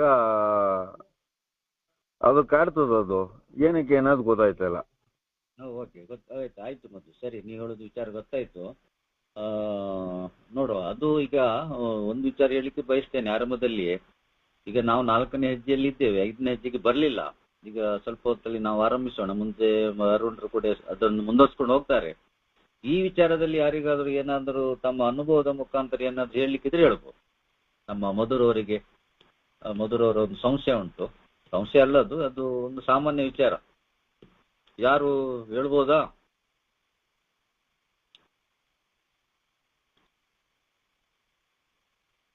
ಓಕೆ, ಮಧುರವರೇ, ಈಗ ನೀವು 4ನೇ ಹೆಜ್ಜೆಯನ್ನು ಮಾಡಿದ್ದೀರಿ ಎಂದು ತಿಳಿಸಿದಾಗಾಯ್ತು. ನಿಮಗೆ ನಿಮ್ಮ ಸ್ಪಾನ್ಸರ್ ಹತ್ರ ಹೇಳಬೇಕೆಂದೇಳಿ ಇಲ್ಲ. ಇಲ್ಲಿ ಒಂದು ವಿಚಾರ ನೆನಪಿಟ್ಕೊಳ್ಳಿ. ಇಲ್ಲಿ ಅವರು ಇಲ್ಲಿ 5ನೇ ಮೆಟ್ಟಿಲೆಲ್ಲ ಹೇಳ್ತಾರೆ ಏನೆಂದರೆ, ಇನ್ನೋರ್ವ ಮಾನವ, another human being. Human being ಅಂದ್ರೆ ಮಾನವ. ಮತ್ತೆ ನೋಡೋಣ, ಒಬ್ಬ ನಿಮ್ಮನ್ನು ಯಾರು ಅನ್ನೋನ್ ಪರ್ಸನ್, ಯಾರು ನಿಮ್ಗೆ ಪರಿಚಯ ಇಲ್ಲದಿದ್ದ ವ್ಯಕ್ತಿ ನಿಮ್ಮನ್ನು ಅರ್ಥೈಸಿಕೊಳ್ಳೋದಾದ್ರೆ ಅವ್ರ ಹತ್ರ ಹೋಗಿ ನೀವು ಮಾಡ್ಬೋದು. ಈಗ ನಾನು ನನ್ಗೆ ಕಾಯಿಲೆ ಇದೆ, ನನ್ಗೊಂದು ರೋಗ ಇದೆ, ನಾನು ಒಂದು ಕಾಯಿಲೆ ಇದೆ ಎಂದು ಹೇಳಿದ್ರೆ, ನಾನು ಕಾಯಿಲೆ ಇದ್ರೆ ಯಾರ ಹತ್ರ ಹೋಗ್ತಾನೆ? ಅದು ಗುಣಪಡಿಸೋಗೋಸ್ಕರ ನಾನು ಒಬ್ಬ ಡಾಕ್ಟರ್ ಹತ್ರ ಹೋಗ್ಲೇಬೇಕು. ಡಾಕ್ಟರ್ ಹತ್ರ ಹೋಗೋದಂತ ಹೇಳಿದ್ರೆ, ನಾನು ಡಾಕ್ಟರ್ ಹತ್ರ ಅಲ್ಲಿ ನನ್ನ ಕಾಯಿಲೆಯನ್ನು ಮುಚ್ಚಿಡ್ಲಿಕ್ಕೆ ಆಗುದಿಲ್ಲ. ಮುಚ್ಚಿಟ್ರೆ ಅವರಿಗೆ ಚಿಕಿತ್ಸೆ ಕೊಡ್ಲಿಕ್ಕೆ ಆಗುದಿಲ್ಲ ಅಥವಾ ಔಷಧಿ ಕೊಡ್ಲಿಕ್ಕೆ ಆಗುದಿಲ್ಲ. ಏನಂದ ಔಷಧಿ ಕೊಡುದು? ಒಂದು ವಿಚಾರ. ಇನ್ನೊಂದು ವಿಚಾರ ಇದೆ. ಇಲ್ಲಿ ನಮ್ಮ ಮನೆ ಹತ್ರನೇ ಅಂದ್ರೆ ಒಂದು ಅರ್ಧ ಕಿಲೋಮೀಟರ್ ಒಳಗಡೆ ಒಂದು ಪ್ರಖ್ಯಾತ ಎಲುಬು ಚಿಕಿತ್ಸಕರಿದ್ದಾರೆ. ಪ್ರಖ್ಯಾತ, ಫಾರಿನ್ ಇಂದ ಕೆಲವರು ಪೇಷಂಟ್ ಬರ್ತಾರೆ ಅವರಲ್ಲಿ, ದೊಡ್ಡ ಆಸ್ಪತ್ರೆ. ಈಗ ಅವರ ಮೂಳೆ ಮುರಿದ್ರೆ, ಈಗ ದೊಡ್ಡ ಮೂಳೆ ಎಲ್ಲ ಅವರು ಅವ್ರು ಮುಟ್ಟಿದ್ರೆ ಸಾಕು, ಅಂದ್ರೆ ಅವ್ರಿದೊಂದು ಒಳ್ಳೆ ಕೈಗುಣ ಒಳ್ಳೆದು ಅಂತ ಹೇಳ್ತಾರೆ. ಏನಿಲ್ಲ, ಈಗ ಅವರೆಲ್ಲರಿಗೆ ಗುಣಪಡಿಸ್ತಾರೆ. ಅವರವ್ರ ಎಲುಬು ಮೂಳೆ ಎಲ್ಲ ಸರಿಪಡಿಸ್ತಾರೆ, ಔಷಧಿ ಮಾಡ್ತಾರೆ, ಎಲ್ಲದೂ ಸರಿ. ಈಗ ಒಂದು ವೇಳೆ ಅದು ಆಗಿದೆ ಅವರಿಗೆ, ಒಂದು ವೇಳೆ ಅವರಿಗೆ ಫ್ರಾಕ್ಚರ್ ಇದ್ರೆ, ಅವರು ಮೂಳೆ ಮುರಿದ್ರೆ ಯಾರು ಚಿಕಿತ್ಸೆ ಕೊಡುದು? 3ನೇ ವ್ಯಕ್ತಿ ಕೊಡ್ಬೇಕಲ್ಲ. ಇಲ್ಲಿ ಇದು ನಾನು ಏಕೆ ಹೇಳಲಿಕ್ಕೆ ಬಯಸ್ತೇನೆ ಅಂದ್ರೆ, ನಾನು 3ನೇ ವ್ಯಕ್ತಿ ಹತ್ರ ನಾನು ಈ ಬಗ್ಗೆ, ನನ್ನ ಬಗ್ಗೆ ಸರಿಯಾಗಿ ಏನೂ ಸಂಕೋಚ ಇಲ್ಲದೆ ಅಲ್ಲಿ ಹೇಳಿದ್ರೆ ಏನಾಗ್ತದೆ ಅಂದ್ರೆ, ಅದು ಕಾಯಿಲೆ ನಂದು ವಾಸಿ ಆಗುದಿಲ್ಲ, ಗುಣ ಆಗುದಿಲ್ಲ, ನನಗೆ ಚೇತರಿಕೆ ಲಭಿಸುವುದಿಲ್ಲ. ಹೌದು, ಕೆಲವು ಅಡ್ಡಿಗಳು ಬರ್ತವೆ, ಕೆಲವು ಗಲೀಜು ವಿಚಾರಗಳು ಬೇಕಾದಷ್ಟಿದೆ. ಯಾಕೆಂದ್ರೆ ಅಲ್ಲಿ ಒಂದು ಕಡೆಯಲ್ಲಿ ಹೇಳ್ತಾರೆ, ಅಮಲು ರೋಗಿ ಮಾಡಿದಷ್ಟು ಗಲೀಜಿ ಕೆಲಸ ಈ ಪ್ರಪಂಚದಲ್ಲಿ ಯಾರು ಮಾಡ್ಲಿಕ್ಕಿಲ್ಲ ಅಂದಿದೆ. ನೋಡಿ, ಅದರ ಅರ್ಥ ನಾವು ಪಾಪಿಗಳಲ್ಲ, ನಾವು ಏನ್ ಹೇಳ್ತಾರೆ, ನಾವು ಇದಲ್ಲ. ಬಟ್ ನಾವು ಅಂಥದ್ದು ಕೆಲಸ ನನ್ನಲ್ಲಿ ಆಗಿದೆ, ಗಲೀಜಿ ಕೆಲಸ ಆಗಿದೆ. ಅದರ ಅರ್ಥ ಬೇರೆಯವರು ಸಂಭಾವಿತಾರೆ ಅಂತ ಹೇಳಿ ಅಲ್ಲ. ನನ್ನಿಂದ ಆಗಿದೆ. ನಾನು ಪಾಪಿ ಅಥವಾ ಅಪರಾಧಿ ಅಲ್ಲ. ಇಲ್ಲಿ ನಾನು ಅಸ್ವಸ್ಥ ಮನುಷ್ಯ, ನಾನು ಅಸ್ವಸ್ಥ. ನನಗೆ ಅದೇ ನನ್ನ ಅಸ್ವಸ್ಥತೆ ಇರುವುದರಿಂದ ನಾನು ಈ ರೀತಿ ಮಾಡಿದ್ದೇನೆ. ಯಾರು ಹೇಳ್ಬೋದು ಅವನ್ ದೊಡ್ಡ ಅಹಂಕಾರಿ, ಅವನ್ ದೊಡ್ಡ ಕರ್ಮಿ, ಅವನ್ ದೊಡ್ಡ ಡಿಸಾನೆಸ್ಟ್, ಇದು ಅಪ್ರಾಮಾಣಿಕ ಮನುಷ್ಯ, ವಿಲ್ಲೆಗಳು ಇರಬಹುದು ನಮಗೆ. ನಾವು ಕೆಲಸ ಹೇಳ್ತೇವೆ, ನಾನು ಅಪ್ರಾಮಾಣಿಕ, ನಾನು ಅಹಂಭಾವಿ ಅಂತ. ಓಕೆ, ಆದ್ರೆ ಇದು ಕಾಯಿಲೆ ಲಕ್ಷಣಗಳಲ್ವ? ಮದು ರೋಗದ ಲಕ್ಷಣಗಳಲ್ವ? ನನ್ನ ರೋಗಕ್ಕೆ ಇಲ್ಲಿ ಚಿಕಿತ್ಸೆ ಇದೆಯಪ್ಪ, ಇದೆ. ನನಗೆ ನೋಡಿ, ಆರಂಭದಲ್ಲಿ ಇದೆಲ್ಲ ನಮ್ಗೆ ಹೇಳೋರೇ ಇರ್ಲಿಲ್ಲ. ಏನೋ ನನಗೆ ಒಬ್ರು ಒಳ್ಳೆ ಪ್ರಾಯೋಜಕರು ಸಿಕ್ಕಿದರು, ನನಗೆ ಹೇಳಿದರು, ತಿಳಿಸಿದರು. ಏನು ಅವರು ಅವರಿಗೆ ಗೊತ್ತಿದ್ದ ಸ್ಥಿತಿಯಲ್ಲಿ ಹೇಳಿದರು, ನನ್ನ ಹತ್ರ ಬರ್ಸಿದ್ರು. ಒತ್ತೆಪೂರ್ವಕವಾಗಿ ಅಲ್ಲ, ಅವರ ಮಾತಿನಿಂದ ನಾನು ಬರೀಲಿಕ್ಕೆ ಆಯ್ತು. ಅವರ ಕೆಲವು ನ್ಯೂನ್ಯತೆಗಳು ನನ್ನ ಮುಂದೆ ಇಟ್ಟಿದ್ದರಿಂದ ನನಗೆ ಸಂಕೋಚ ಹೋಯ್ತು. ಅವ್ರದ್ದು ಕೆಲವು ಗುಟ್ಟಿನ ವಿಚಾರಗಳನ್ನ ನನ್ನ ಹತ್ರ ಹೇಳಿದ್ರು. ನೋಡು ಮಾರೆ, ನಾನು ಇಂಥದ್ದೆಲ್ಲ ಮಾಡಿದ್ದೇನೆ ಹೇಳುವಾಗ ಈ ವ್ಯಕ್ತಿ ಎಂತಪ್ಪ ಇದಿಷ್ಟು ಗಲೀಜಾಗಿದೆ ಅಂತ. ಅಂದ್ರೆ ನನಗೆ ಅವ್ರ ಬಗ್ಗೆ ತಪ್ಪು ಅಭಿಪ್ರಾಯ ಅಥವಾ ಕೆಟ್ಟ ಅಭಿಪ್ರಾಯ ಬರ್ಲಿಲ್ಲ. ಅದು ನನಗೆ ಅವ್ರು ಹೇಳಿದ್ರಿಂದ ನನಗೆ ನನ್ನನ್ನೇ ನೋಡ್ಲಿಕ್ಕಾಯ್ತು. ನನಗೊಂದು ರೀತಿ ಧೈರ್ಯ ಬಂತು. ನೋಡಿ, ಅಂಥವ್ರು ಬೇಕಾದಷ್ಟು ಮಂದಿ ಇದ್ದಾರೆ ಇವತ್ತು, ಇದ್ದಾರೆ. ನಾವು ಹುಡುಕಬೇಕೆನ್ನಲಿಲ್ಲ, ಇದ್ದಾರೆ. ನಮ್ಮ ಕೂಟದಲ್ಲಿ ಇದ್ದಾರೆ, ನಮ್ಮ ಕೂಟ ಪ್ರತಿಯೊಂದು ಕೂಟದಲ್ಲಿ ಇದ್ದಾರೆ. ಕೆಲವರು ಈ ಕಾರ್ಯಕ್ರಮಕ್ಕೆ ಆದ್ಯತೆ ನೀಡುವವರು ತುಂಬಾ ಮಂದಿ ಇದ್ದಾರೆ ಬಂಧುಗಳು. ಅವರು ಅವರ ಏನ್ ಹೇಳ್ತಾರೆ ಸೀಮಿತತೆ ಕಡಿಮೆ ಅವಧಿದ್ದಾಗಿರ್ಬೋದು, ದೊಡ್ಡ ತೋರ್ಪಡಿಸದೇ ಇರಬಹುದು, ಸರಳ ಸ್ವಭಾವದವರು ಇದ್ದಾರೆ. ನನಗೆ ಕೂಟದ ಸದಸ್ಯರನ್ನು ಮಾಡಿ ಹೊರಗಿನವರು ಮಾಡ್ಬೋದು, ನೋ ಪ್ರಾಬ್ಲಮ್. ನನಗೆ ಸದಸ್ಯರೊಟ್ಟಿಗೆ ಮಾಡ್ಲಿಕ್ಕೆ ಆಗದಿತ್ತು ಬೇಡ. ತುಂಬಾ ಆಧ್ಯಾತ್ಮಿಕತೆ ಕಡೆಗೆ ಇವತ್ತು ಹೋಗೋರಿದ್ದಾರೆ, ಆಧ್ಯಾತ್ಮಿಕ ವ್ಯಕ್ತಿಗಳು ಬೇಕಾದಷ್ಟು ಜನ ಇದ್ದಾರೆ. ಆಧ್ಯಾತ್ಮಿಕತೆ ಬಗ್ಗೆ ಧಾರ್ಮಿಕ ವ್ಯಕ್ತಿಗಳು ಇದ್ದಾರೆ, ಅವರೊಟ್ಟಿಗೆ ಹೋಗ್ಲಿಕ್ಕೆ ಏನು ಸಮಸ್ಯೆ ನನಗೆ? ಓಕೆ, ಇದ್ರ ಬಗ್ಗೆ ನಾವು 5ನೇ ಮೆಟ್ಟಿಲಿ ನೋಡೋಣ. ಮೊದಲು ನಿಮಗೆ ಕ್ವಶನ್ ನಾನು ಹೇಳಿ ಸ್ವಲ್ಪ ಅರ್ಥ ಆಯ್ತು ಅಂತ ಭಾವಿಸ್ತೇನೆ. ಮೊದಲು ಏನ್ ಹೇಳ್ತೀರಾ ಮಧು? ಖಂಡಿತ ಸರ್, ಅರ್ಥ ಆಯ್ತು. ಆಯ್ತಾ? ಆಯ್ತು, ಪ್ರಯತ್ನ ಮಾಡೋಣ. ಓಕೆ ಸರ್, ಪ್ರಯತ್ನ ಮಾಡೋಣ, ಆಗ್ತದೆ. ಮುಖ್ಯವಾಗಿ ನಾನು ಅದೇ ಹೇಳ್ತಾರೆ ನೋಡಿ, ಆ ಪ್ರಾಮಾಣಿಕತೆ ಮತ್ತು ತೆರೆದ ಮನಸ್ಸು. ದೇವರ ಹತ್ರ ನಾನು ಸಹಾಯ ಕೇಳ್ಬೇಕು, ಖಂಡಿತವಾಗಿ ದೇವರ ಹತ್ರ ಸಹಾಯ ಕೇಳಿದರೆ ಖಂಡಿತ ಇದಾಗ್ತದೆ. ನೋಡಿ, ಅಲ್ಲಿ ಕುಡಿತದಿಂದ ದೂರ ನಿಲ್ಲಿ ಕೂಡ ನಾವು ಹೇಗೆ ದೇವರಲ್ಲಿ ನಾವು ಯಾಚಿಸಿದೆಯವೋ ಅದೇ ರೀತಿ ನಮ್ಮ ಈ ದೋಷಗಳಿಂದ ಹೊರಗೆ ಬರ್ಲಿಕ್ಕೆ ನಾನು ಸಿದ್ಧತೆ ಮಾಡ್ಲಿಕ್ಕೆ ಕೂಡ ದೇವರ ಸಹಾಯ ಯಾಚಿಸ್ಬೇಕು. ದೇವರು ಸಹಾಯ ಮಾಡ್ಬೇಕು. ನನ್ನಿಂದ ಏನು ಆಗುದಿಲ್ಲ. ಅಲ್ಲಿ 3 ವಿಚಾರಗಳು ಬರ್ತದೆ. ನಾನು, ಉನ್ನತ ಶಕ್ತಿ ಮತ್ತು ಇನ್ನೋರ್ವ ಮಾನವ. ಏನಿಲ್ಲ, ಮುಂದೆ 5ನೇ ಮೆಟ್ಟಿಲಿ ಹೋಗೋಣ. ಏನಾದ್ರು ಪ್ರಶ್ನೆಗಳಿದ್ರೆ ಕೇಳಿ. ಆತ್ಮೀಯ ಸ್ನೇಹಿತರೆ, ಮಧು ಅವರ ಕೇಳಿದ ಪ್ರಶ್ನೆಗೆ ಒಂದು ನನ್ನ ಅನುಭವದ್ದು. ಯಾಕೆಂದ್ರೆ ಇದು ಈ ಒಂದು ಅವರ ಕ್ವೆಶ್ಚನ್ ಏನ್ ಬಂದಿದೆ ನೋಡಿ, ಅದೇ ಒಂದು ಆಧ್ಯಾತ್ಮಿಕ ಸಂಗತಿಯಲ್ಲಿ ಅವರು ಮುಂದುವರಿಯಲಿಕ್ಕೆ ಅವರ ಅಂತರಂಗದಲ್ಲಿ ಒಂದು ಗಿಲ್ಟ್. ಆ ಗಿಲ್ಟೇ ನಮ್ಗೆ ಮುಂದಕ್ಕೆ ಅದು ದಾರಿದೀಪ ಆಗದಂತ ನನ್ನ ಅನಿಸಿಕೆ. ಸರಿ ಅಲ್ವಾ? ಸರಿ, ಹೌದೌದು. ಯಾಕೆಂದ್ರೆ ಕೆಲವು ಸಲ ಕೆಲವರು ಈ ರೀತಿ ನಾವು ಬಳಲುತ್ತೇವೆ ಕೆಲವು ವಿಚಾರಗಳಿಂದ. ಅಪರಾಧಿ ಪ್ರಜ್ಞೆ ಇರ್ಬೋದು, ಅದು ನಮಗೆ ಜಾಸ್ತಿ ಹೊತ್ತು ಅದರಲ್ಲಿ ಮುಳುಗಿಕೊಂಡಿರ್ಲಿಕ್ಕೆ ಆಗುದಿಲ್ಲ. ನೀವು ಗಿಲ್ಟಿ ಅಂತ ಹೇಳಿದ್ರೆ ಬಹುಶಃ ನಾನು ಕನ್ನಡದಲ್ಲಿ ಈ ರೀತಿ ಹೇಳ್ತೇವೆ, ಅಪರಾಧಿ ಪ್ರಜ್ಞೆ ಅಂತೇಳಿ. ನಾನು ನನ್ನ ಈ ಭಾರವನ್ನು ಎಷ್ಟು ದಿನ ಹೊತ್ಕೊಂಡು ತಿರುಗ್ಬೋದು, ಎಷ್ಟು ಹೊತ್ತು ತಿರುಗ್ಬೋದು. ಅಲ್ಲಿ ಒಂದು ವೈಜ್ಞಾನಿಕವಾಗಿ ಒಂದು ವಿಚಾರ ಬರ್ತದೆ. ನನ್ನ ಈ ಏನ್ ಹೇಳ್ತಾರೆ ಗೊತ್ತುಂಟಾ, ಇಲ್ಲಿ ನಮ್ಮ ಜೈಲಿನಲ್ಲಿ ಕೈದಿಗಳಿಗೆ ಒಂದು ಶಿಕ್ಷೆ ಉಂಟು. ಬಹುಶಃ ಅದು ಕೆಲವರು ಕೇಳಿರ್ಬೋದು, ನಾನು ಕೂಡ ಕೇಳಿದ್ದೆ, ನೋಡ್ಲಿಲ್ಲ, ಆದ್ರೆ ಪಿಕ್ಚರ್ ಅಲ್ಲಿ ನೋಡಿದ್ದೇನೆ. ಅವನಿಗೆ ಒಂದು ಕುರ್ಚಿಯಲ್ಲಿ ಕೂದಲು ತೆಗಿತಾರೆ, ತಲೆ ಕೂದಲೆಲ್ಲ ತೆಗೆದು ಒಂದು ಕುರ್ಚಿಯಲ್ಲಿ ಕೂರಿಸ್ತಾರೆ. ಅವನ ಸುಮ್ಮನೆ ಹೀಗೆ ಕೂರಿಸ್ತಾರೆ, ಕಟ್ಟಿ ಹಾಕ್ತಾರೆ. ಮತ್ತೆ ಮೇಲೆ ಒಂದು ಮಡಕೆಯಲ್ಲಿ ನೀರಿಡ್ತಾರೆ. ಏನಿಲ್ಲ, ಮಡಕೆಗೆ ಸಣ್ಣ ಒಂದು ಇದು ರಂಧ್ರ, ಚಿಕ್ಕದು. ಅದು ಒಂದು 10-15 ಸೆಕೆಂಡಿಗೆ ಏನ್ ಹೇಳ್ತಾರೆ, ಒಂದು ಹನಿ ನೀರು ಅವನ ಮಂಡೆ ಮೇಲೆ ಬೀಳ್ತದೆ, ನೆತ್ತಿಗೆ ತಪ್ಪ ಎಂದೇಳಿ. ಸ್ವಲ್ಪ ಹೊತ್ತು ಏನು ಆಗುದಿಲ್ಲ ಅವನಿಗೆ, ಅದು ದೊಡ್ಡ ಇದಾಗುದಿಲ್ಲ. ಮತ್ತೆ ನೋಡಿ ಬಂಧುಗಳೇ, ಆ ಒಂದು ಹನಿ ನೀರು ಅವನ ನೆತ್ತಿಯ ಮೇಲೆ ಬೀಳುವಾಗ ದೊಡ್ಡ ಕಲ್ಲು ಬಿದ್ದಾಗ ಆಗ್ತದೆ ನೋಡಿ. ಅಂದ್ರೆ ನಾವು ಸರಿಯಾಗಿ ಯೋಚಿಸಬೇಕು. ಸಣ್ಣ ಸಣ್ಣ ವಿಚಾರಗಳು ನಮ್ಗೆ ಯಾವ ರೀತಿಯಲ್ಲಿ ತೊಂದರೆ ಮಾಡ್ತೇವೆ, ಯಾವ ರೀತಿ ಬಾಧಕ ಮಾಡ್ತೇವೆ ಅಂದ್ರೆ ಇದೊಂದು ಪ್ರಸ್ತುತವಾದ ಒಂದು ಉದಾಹರಣೆ. ಇದು ಲಿಟ್ರಲ್ ನಡೀತಾ ಉಂಟು ಪ್ರಪಂಚದಲ್ಲಿ. ಒಬ್ಬನಿಗೆ ಕೊಲ್ಬೇಕಂದ್ರೆ ಅವನಿಗೆ ಶಿಕ್ಷೆ ಕೊಡ್ಬೇಕು, ಏನು ಮಾಡಬೇಡ, ಒಂದು ಹನಿ ನೀರು ಅವನ ಮಂಡೆಯಲ್ಲಿ ಸರಿಯಾಗಿ ನೆತ್ತಿಗೆ ಬೀಳುವಾಗೆ ಮಾಡಿದ್ರೆ ಸರಿ, ಆ ರೀತಿ ಕಟ್ಟಿ ಹಾಕಿದ್ರೆ ಸರಿ. ಮತ್ತೆ ಅವನಿಗೆ ಈ ಜೀವಮಾನದಲ್ಲಿ ಅವನಿಗೆ ಬೇರೆ ಶಿಕ್ಷೆ ಬೇಡ, ದೊಡ್ಡ ಮಟ್ಟದ ಶಿಕ್ಷೆ. ಏನಿಯೋ ನಾವು ಆ ಚಿಕ್ಕ ವಿಚಾರಗಳು, ಈಗ ಓದುವಿಕೆಯಲ್ಲಿ ಚಿಕ್ಕ ವಿಚಾರಗಳು ಇರ್ಬೋದು, ಅನಗತ್ಯ ವಿಚಾರ ಎಂದು ಭಾವಿಸಿದಿರ್ಬೋದು, ಅಥವಾ ನಗಣ್ಯವಾದ ವಿಚಾರಗಳು ತುಂಬಾ ಇದೆ. ನನ್ನ ಜೀವನದಲ್ಲಿ ಬೇಕಾದಷ್ಟಿದೆ. ನಾನು ಅದಕ್ಕೆ ಜಾಸ್ತಿ ಪ್ರಾತಿನಿಧ್ಯ ಕೊಡಿ. ಅದು ಚಿಲ್ಲರೆ ವಿಚಾರ ಇದೆ ಅಂತ ದೊಡ್ಡದೇ ಅಂದಿಲ್ಲ. ಆ ಚಿಲ್ಲರೆ ವಿಚಾರವೇ ನನಗೆ ಎಂತ ಮಾಡಿತ್ತು, ನನಗೆ ಅಮಲುತನಕ್ಕೆ ಕೊಂಡೋಗಿದೆ. ಅಥವಾ ಅಮಲುತನ ನನ್ನಲ್ಲಿ ಪುನಃ ಏನ್ ಹೇಳ್ತಾರೆ ಅದು ಅದರದ್ದೊಂದು ಇದು ಆಗ್ಲಿಕ್ಕೆ ಆಗಿದೆ. ನನಗೆ ದುಃಖಕರ ಜೀವನ ಇಲ್ಲ, ಅಗತ್ಯ ಇಲ್ಲ. ನಾನು ಒಳ್ಳೆ ಬದುಕಲಿಕ್ಕೆ ಆಗ್ತದೆ. ಚಿಕ್ಕ ಚಿಕ್ಕ ವಿಚಾರಗಳು, ಚಿಕ್ಕ ಚಿಕ್ಕ ದೋಷಗಳಿಂದ ನಾನು ಅದನ್ನು ಗುರುತಿಸಿಕೊಂಡು ಅದರಿಂದ ದೂರ ನಿಲ್ಲಿಕ್ಕೆ ಪ್ರಯತ್ನಿಸಿದ್ರೆ ಬಂಧುಗಳೇ, ಬಹುಶಃ ದೊಡ್ಡ ವಿಚಾರಗಳು ನನ್ನಲ್ಲಿ ದೊಡ್ಡ ಬದಲಾವಣೆ ಆಗ್ತದೆ. ಮತ್ತೆ ಕೆಲವು ಸಲ ದೊಡ್ಡ ವಿಚಾರಗಳು ನನಗೆ ನಾಚಿಕೆ ವಿಚಾರಗಳು, ಯಾರಿಗೆ ಹೇಳಬಾರದು ಎಂದು ಹೇಳಿ ಇರುವ ವಿಚಾರ ಬರ್ತದೆ, 5ನೇ ಮೆಟ್ಟಲ್ಲಿ ಬರ್ತದೆ. ನಾನು ಮುಚ್ಚಿಡ್ಲಿಕ್ಕೆ ಪ್ರಯತ್ನ ಪಟ್ಟಿದ್ದೇನೆ, ಕಷ್ಟಪಟ್ಟಿದ್ದೇನೆ, ಬೇಡ ಎಂದು ಹೇಳಿದ್ದೇನೆ.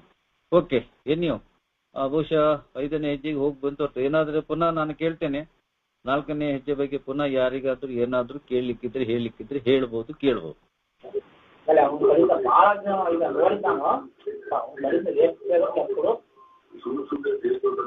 ಯಾರದು?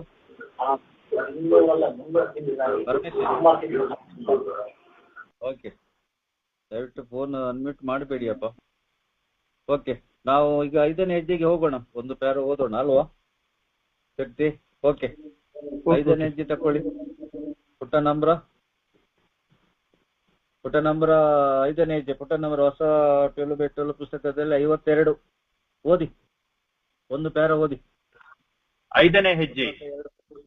ಭಗವಂತನೊಡನೆ, ನಮ್ಮೊಡನೆ ಹಾಗೂ ಇನ್ನೊಬ್ಬ ವ್ಯಕ್ತಿಯೊಡನೆ ನಾವು ಮಾಡಿದ್ದ ತಪ್ಪುಗಳ ನೈಜ ಸ್ವರೂಪವನ್ನು ಒಪ್ಪಿಕೊಂಡೆವು. ಏಯ ಎಲ್ಲಾ 12 ಹೆಜ್ಜೆಗಳು ನಮ್ಮ ಸ್ವಾಭಾವಿಕ ಸ್ವಭಾವಕ್ಕೆ ವಿರುದ್ಧವಾಗಿವೆ. ಅವುಗಳು ನಮ್ಮೆಲ್ಲ ಅಹಂ ಭಾವವನ್ನು ತೊರೆಯುತ್ತವೆ. ಇತರ ಹೆಜ್ಜೆಗಳಿಗಿಂತ 5ನೇ ಹೆಜ್ಜೆಯು ಕಷ್ಟಕರವಾಗಿದೆ. ಆದರೆ ದೀರ್ಘಾವಧಿಯ ಮನಃಶಾಂತಿ ಮತ್ತು ಸೀಮಿತತೆಗೆ ಇತರೆಲ್ಲ ಹೆಜ್ಜೆಗಳಿಗಿಂತಲೂ 5ನೇ ಹೆಜ್ಜೆಯು ಹೆಚ್ಚು ಅವಶ್ಯಕವಾಗಿದೆ.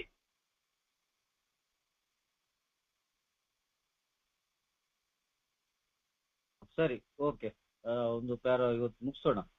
ಸ್ವಲ್ಪ ಸಮಯ ಇದೆ, ಒಂದು ಬಹುಶಃ ಇನ್ನೊಂದು 7-8 ನಿಮಿಷ ನಾನು ಇದರ ಬಗ್ಗೆ ಚಿಕ್ಕ ವಿವರಣೆ ಕೊಟ್ಟು ನಿಲ್ಲಿಸ್ತೇನೆ. ಸ್ನೇಹಿತರೆ, 5ನೇ ಮೆಟ್ಟಿಲು ಹೆಜ್ಜೆ. ಅವ್ರು ಹೇಳ್ತಾರೆ, ಭಗವಂತನೊಡನೆ, ನನ್ನೊಡನೆ ಅಥವಾ ನಮ್ಮೊಡನೆ, ಅವರ್ಸೆಲ್ಸ್, ಹಾಗೂ ಇನ್ನೋರ್ವ ವ್ಯಕ್ತಿಯೊಡನೆ ಹೇಳಿದ್ದಾರೆ, ಅನದರ್ ಹ್ಯೂಮನ್ ಬೀಯಿಂಗ್, ಅದು ಮಾನವರೊಡನೆ ನಾನು ಮಾಡಿದ ಅಥವಾ ನಾವು ಮಾಡಿದ ತಪ್ಪುಗಳ ನೈಜ ಸ್ವರೂಪವನ್ನು ಒಪ್ಪಿಕೊಂಡು. ಇದು ಬಹಳ ದೊಡ್ಡ ಹೆಜ್ಜೆ ಬಂದು ನೋಡಿ. ಕೆಲವು ಹೆಜ್ಜೆಗಳು ಇನ್ ಆಕ್ಷನ್ಗೆ ಬರ್ಬೇಕಾಗ್ತದೆ. ಕೆಲವು ನಮ್ಮಷ್ಟಕ್ಕೆ ಜರುಗುತ್ತದೆ, ಕೆಲವು ಹೆಜ್ಜೆಗಳು. ಅದು ಕೆಲವು ನಾವು ಕಾರ್ಯರೂಪಕ್ಕೆ ತರಬೇಕಾಗ್ತದೆ. ಇದು 5ನೇ ಮೆಟ್ಟಲು ಕಾರ್ಯರೂಪಕ್ಕೆ ತರುವಂತ ಒಂದು, ಅಂದ್ರೆ ಹೊರಗಿನಿಂದ ತೋರುವಂತ ಒಂದು ಹೆಜ್ಜೆ. ನಾನು ಏನು ಮಾಡಿದ್ದೇನೆ 5ನೇ ಹೆಜ್ಜೆ ಇರ್ಬೋದು, ಮತ್ತೆ ಇನ್ನೊಂದು 12ನೇ ಹೆಜ್ಜೆ ಇರ್ಬೋದು, ಮತ್ತೆ ನಾವು ಪರಿಹಾರ ಕೊಡುವ ಹೆಜ್ಜೆ ಇರ್ಬೋದು. ನೋಡಿ, ಇದೆಲ್ಲ ಇನ್ ಆಕ್ಷನ್ ಸ್ಟೆಪ್ಸ್ಗಳು, ಕಾರ್ಯರೂಪಕ್ಕೆ ತರಬೇಕಾಗ್ತದೆ. ಈಗ ಹೆಜ್ಜೆ ಕೂಡ ಹಾಗೆ. ದೇವರ ಹತ್ರ ಒಪ್ಪಿಕೊಳ್ಳೋದು ಸುಲಭ. ಅದ್ರ ಬಗ್ಗೆ ಬೇಕಾದಷ್ಟು ಇದಿದೆ. ನಾನು ದೇವರ ಹತ್ರ ಒಪ್ಪಿಕೊಂಡ್ರೆ ಸಾಕಲ್ಲ, ನಾನು ಇನ್ನೋರಲ್ಲಿ ಏಕೆ ಒಪ್ಕೊಳ್ಬೇಕು? ಇನ್ನೋರ ಹ್ಯೂಮನ್ ಬೀಯಿಂಗ್ ಅಲ್ಲಿ ಅಥವಾ ಮಾನವರಲ್ಲಿ ಅಥವಾ ವ್ಯಕ್ತಿಯಲ್ಲಿ ಏನಿರ್ಬೋದು, ಏಕೆ ಒಪ್ಕೊಳ್ಬೇಕು? ನನ್ನಲ್ಲಿ ಒಪ್ಕೊಳ್ಳೋದು ಸುಲಭ. ನಾನು ಹಾಗೆ ಹೀಗೆ ಮತ್ತೆಂತ ನಾನೀಗ ಹೇಳ್ತೇನೆ, ಕೆಲವು ಸಲ ಅನುಭವ ಕೊಡುವಾಗ ಹೇಳ್ತೇನೆ. ಆದ್ರೆ ಕೆಲವು ವಿಚಾರಗಳು ಈಗ ಹೇಳಿಕ್ಕೆ ಆಗುದಿಲ್ಲ, ಹೇಳ್ಬಾರ್ದು. ಅದು ಕೂಡ ನೆನ್ಪಿಟ್ಕೊಳ್ಬೇಕು. ಕೆಲವು ಅನಗತ್ಯ ಇದು ಮೋರಲ್ಲಿ ಕೆಲವರಿಗೆ ಅದರಿಂದ ತೊಂದರೆ ಆಗ್ತದೆ ನೈತಿಕವಾಗಿ. ಯಾಕೆಂದ್ರೆ ನಾನು ಮಾಡಿದ್ದು ನೈತಿಕ ಪಟ್ಟಿ, ಅದು ಆಗಿರಬಾರ್ದು. ಮತ್ತೆ ನಾನು ಅದರಿಂದ ಹೇಳಿದ್ರಿಂದ ಇನ್ನೋರ್ವರನ್ನು ಅನೈತಿಕ ಇಮ್ಮಾರಲಿಟಿ ಕಡೆ ಕರ್ಕೊಂಡು ಹೋಗ್ಲಿಕ್ಕೆ ಅದು ಆಗ್ಬಾರ್ದು. ಏನೇ ಇರಲಿ, ಇಲ್ಲಿ ಅಡ್ಮಿಟೆಡ್ ಟು ಗಾಡ್, ದೇವರಲ್ಲಿ, ನನ್ನಲ್ಲಿ ಆಗಿ ಇನ್ನೋರು ಮಾನವರಲ್ಲಿ ನನ್ನ ತಪ್ಪುಗಳ ನೈಜ ಸ್ವರೂಪವನ್ನು ಒಪ್ಪಿಕೊಂಡೆವು. ಹೌದು, ನೇಚರ್ ಆಫ್ ಅವರ್ ರಾಂಗ್ಸ್ ಅಂದ್ರೆ ತಪ್ಪುಗಳನ್ನು ಒಪ್ಕೊಳ್ಬೋದು. ಆದ್ರೆ ತಪ್ಪುಗಳ ನೈಜ ಸ್ವರೂಪ ಅಂದ್ರೆ ಏನು? ನೈಜತೆ ಅಂದ್ರೆ ಏನು? ಇದರಲ್ಲಿ ಆ ಹೆಜ್ಜೆಯಲ್ಲಿ ವಿವರಣೆ ಬರ್ತದೆ. ಅದರ ಚಿಕ್ಕದಾಗಿ ಹೇಳುವುದಾದ್ರೆ ನೋಡಿ, ಕೆಲವು ಸಲ ನಾನು ಸುಳ್ಳು ಹೇಳ್ತೇನೆ. ಒಂದು ಏನು ಸುಳ್ಳು ಹೇಳಿದೆ, ಸುಳ್ಳು ಹೇಳಿದ್ರೆ ನಾನು ತಪ್ಪು, ಅದು ನನ್ನ ರಾಂಗ್. ಆದರೆ ಸುಳ್ಳಿನ ಹಿಂದೆ ಏನಿದೆ, ಸುಳ್ಳು ನಾನು ಏಕೆ ಹೇಳಿದ್ದೇನೆ, ಹಲವು ಕಾರಣಗಳಿವೆ, ಬೇಕಾದಷ್ಟು ಕಾರಣಗಳಿದೆ. ನಾವು ಸರಿಯಾಗಿ ಅರ್ಥೈಸ್ಕೊಳ್ಬೇಕು. ಇನ್ನವರವರಿಗೆ ಅನ್ಯಾಯ ಮಾಡ್ಲಿಕ್ಕಿರ್ಬೋದು, ಇನ್ನವರವರಿಗೆ ಮಾನ ಮರ್ಯಾದೆ ತೆಗಿಲಿಕ್ಕಿರ್ಬೋದು, ಇನ್ನವರವರಿಗೆ ತೊಂದರೆ ಕೊಡ್ಲಿಕ್ಕಿರ್ಬೋದು, ಇನ್ನವರವರ ಅದರಿಂದ ನಾನು ಹೇಳಿದ ಸುಳ್ಳಿನಿಂದ ಅವನ ಒಂದು ಸಂಬಂಧಗಳು ಹಾಳಾಗ್ಬೋದು. ನೋಡಿ, ತುಂಬಾ ವಿಷಯಗಳಿಗೆ ಬಂದು ನಾನು ಏಕೆ ಸುಳ್ಳು ಹೇಳಿದ್ದೇನೆ, ಅದರ ಹಿಂದೆ ಮುಂದೆ ಏನಿದೆ, ಅದು ಆ ಸ್ವರೂಪ ನಾನು ಅರ್ಥೈಸ್ಕೊಳ್ಬೇಕು. ಅದನ್ನು ನಾನು ಒಪ್ಕೊಳ್ಬೇಕಿಲ್ಲ. ನಾನು ಸುಳ್ಳು ಹೇಳಿದೆ, ನಾನು ಸುಳ್ಳು ಹೇಳಿಬಿಟ್ಟೆ, ಆಯ್ತು, ಈಗ ನೀನು ಸುಳ್ಳು ಹೇಳುದಿಲ್ಲ, ಹಾಗಲ್ಲ. ಹಾಗೆ ಹೇಳುದು ಸುಲಭ. ಆದ್ರೆ ಇಲ್ಲಿ ಆ ನೈಜ ಸುಳ್ಳು ನಾನು ಏಕೆ, ಆ ನೈಜ ಸುಳ್ಳು ಏಕೆ ಹೇಳಿದ್ದೇನೆ ಅದ್ರ ಬಗ್ಗೆ ಪರಾಮರ್ಶೆ ಮಾಡಿ ಅದರ ಹಿಂದಿನ ವಿಚಾರವನ್ನು ನಾನು ಒಪ್ಕೊಳ್ಬೇಕು. ಇದು ಎಲ್ಲ ವಿಚಾರಗಳಿಗೆ, ತಪ್ಪುಗಳ ಎಲ್ಲ ವಿಚಾರಗಳಿಗೆ ಇದು ಏನ್ ಹೇಳ್ತಾರೆ ಅಪ್ಲೈ ಆಗ್ತದೆ. ಉದಾಹರಣೆಗೆ ಲೈಂಗಿಕ ವಿಚಾರಗಳು ಕೂಡ, ಲೈಂಗಿಕ ವಿಚಾರಗಳ ಬಗ್ಗೆ ಕೂಡ ನಾನು ಹೇಳಿದಾರೆ ಅಷ್ಟೇ ಬಂಧುಗಳು. ಕೆಲವು ಸಲ ಏನು ನಮ್ಮಲ್ಲಿ ಇದು ಆಗ್ತದೆ, ಲೈಂಗಿಕತೆ ವಿಚಾರಗಳು ನಡೆದೋಗ್ತದೆ. ಆದ್ರೆ ಈಗ ನೆನ್ಪಿಟ್ಕೊಳ್ಬೇಕು, ನಾನು ಯಾವಾಗಗೋಸ್ಕರ ಕಾಮತ್ರಸೆಗೋಸ್ಕರ ಮಾಡಿದ್ದೇನೋ, ಅಥವಾ ಇನ್ನೊಬ್ರಿಗೆ ಹಿಂಸೆ ಕೊಡಬೇಕೆಂದೇಳಿ ಮಾಡಿದ್ದೇನೋ, ಅಥವಾ ವ್ಯಕ್ತಿಗೆ ಮದುವೆ ಆಗದೇ ರೀತಿಯಲ್ಲಿ ನಾನು ಅನ್ಯಾಯ ಮಾಡಿದ್ದೇನೋ, ಅಥವಾ ಅದರಿಂದ ಅವರ ಘನತೆಗೆ ಏನ್ ಹೇಳ್ತಾರೆ ಚ್ಯುತಿ ತರಲಿಕ್ಕೆ ನಾನು ಮಾಡ್ತೇನೋ. ಕೆಲವರಲ್ಲಿ ನಾನು ಗಮನಿಸಿದೆ, ಕೆಲವರಲ್ಲಿ ಬಡಾಯಿ ಕೊಚ್ಕೊಳ್ಳೋದು, ಏನು ಮಾಡಿಲ್ಲ ಬದನೆಕಾಯಿಯನ್ನು. ಇವನು ಹೇಳುದು ನೋಡಿದ್ರೆ ದೊಡ್ಡ ಎಂಥದೋ ದೊಡ್ಡ ಇದು ಮಾಡಿದಿರ್ಬೋದು, ಮಾಡಿದಂದು ಹೇಳಿ ಮತ್ತೆ ಇನ್ನು ಕೂಡ ಅದು ಅಲ್ಲಿ ಇದು ಮಾಡೋದು, ಏನು ನಾನು ದೊಡ್ಡ ಹೀರೋ ಅಂತೇಳಿ ತೋರಿಸುದು. ಅದು ಹೀರೋ ಅಲ್ಲ ಬಂದು, ಅದು ಹೀರೋತನ ಅಲ್ಲ. ನಾನು ಏಕೆ ನನ್ನಿಂದ ಅದು ಲೈಂಗಿಕ ಪ್ರಕ್ರಿಯೆ ಯಾವ ದುರುದ್ದೇಶದಿಂದ ಮಾಡಿದ್ದೇನೆ, ಅದರ ಹಿಂದೆ ನಾನು ಏನು ನನ್ನ ಮನಸ್ಥಿತಿ ಇದೆ, ಅದರಿಂದ ನಾನು ಏನು ತೊಂದರೆ ಮಾಡಿದ್ದೇನೆ, ಏನು ಬಾಧಕ ಮಾಡಿದ್ದೇನೆ. ನೋಡಿ, ಈ ವಿಚಾರಗಳ ಬಗ್ಗೆ ನಾನು ಗಮನ ಕೊಡಬೇಕು. ಏನೋ ನಾನು ಈ ರೀತಿ ಒಂದು ವ್ಯಭಿಚಾರ ಮಾಡಿಬಿಟ್ಟೆ, ಓಕೆ ಇರ್ಲಿ, ಅದೊಂದು ದೈಹಿಕ ಏನ್ ಹೇಳ್ತೇನೆ ನಮ್ಮ ಹುಟ್ಟುಗುಣಗಳಲ್ಲಿ ಒಂದು ವಿಚಾರ. ಅದು ಏಕೆ ಮಾಡಿದೆ ನಾನು, ಅದರ ಹಿಂದಿನ ಇದೇನಿದೆ ಪಾತ್ರ, ಹಿಂದಿನ ಒಂದು ಉದ್ದೇಶ ಏನಿದೆ, ಈ ಎಲ್ಲ ನನ್ನ ದೋಷಗಳ ಹಿಂದೆ ಎಲ್ಲದು ಇದೆ ಬಂದವರು, ಎಲ್ಲ ಕಾರಣಗಳು ಇದ್ದೇ ಇರ್ತದೆ. ದೋಷಗಳ ಹಿಂದೆ ಎಲ್ಲ ಕಾರಣಗಳಿದ್ದೆ, ಅದನ್ನು ಅದು ಕೇಳ್ತಾರೆ. ಆ ನೈಜ ಸ್ವರೂಪವನ್ನು ನಾನು ಒಪ್ಕೊಳ್ಬೇಕು. ಬರೀ ನಾನು ಸುಳ್ಳು ಹೇಳ್ದೆ, ಪಟಿಂಗ್ ಅಂತ ತೋರಿಸದೆ, ಅಹಂಕಾರ ತೋರಿಸಿದೆ. ಏಕೆ ಅಹಂಕಾರ ತೋರಿಸ್ತೇನೆ ನಾನು? ಏಕೆ ನಾನು ಅಷ್ಟು ಗಮಂಡಿ ಆಗಿರ್ತೇನೆ? ಕೆಲವು 4 ಜನರು ನಾನು ಗುರುತಿಸ್ಬೇಕೆಂದೇಳಿಯ, ಅಥವಾ 4 ಜನರ ಮುಂದೆ ನಾನು ದೊಡ್ಡ ವ್ಯಕ್ತಿ ಆಗಬೇಕೆಂದೇಳಿಯ, ಅಥವಾ ನಾನು ಬಹಳ ತಿಳಿದವನು ಬುದ್ಧಿವಂತನೆಂದೇಳಿ ತೋರಿಸ್ಲಿಕ್ಕ? ನೋಡಿ, ಇದೆಲ್ಲ ವಿಚಾರಗಳು ನನ್ನ ಅಹಂಭಾವದ ಹಿಂದುಗಡೆ ಇರ್ತದೆ. ಆದುದರಿಂದ ನಾನು ಗುರುತಿಸ್ಕೊಳ್ಬೇಕಾದ ವಿಚಾರ ಏನೆಂದರೆ, ನನ್ನಲ್ಲಿ ಏಕೆ ಆ ದೋಷಗಳು, ತೊಂದರೆಗಳಿವೆ, ತಪ್ಪುಗಳಿವೆ, ಅದರ ನೈಜ ಸ್ವರೂಪವೇನು, ಅದನ್ನು ನಾನು ಒಪ್ಕೊಳ್ಬೇಕು.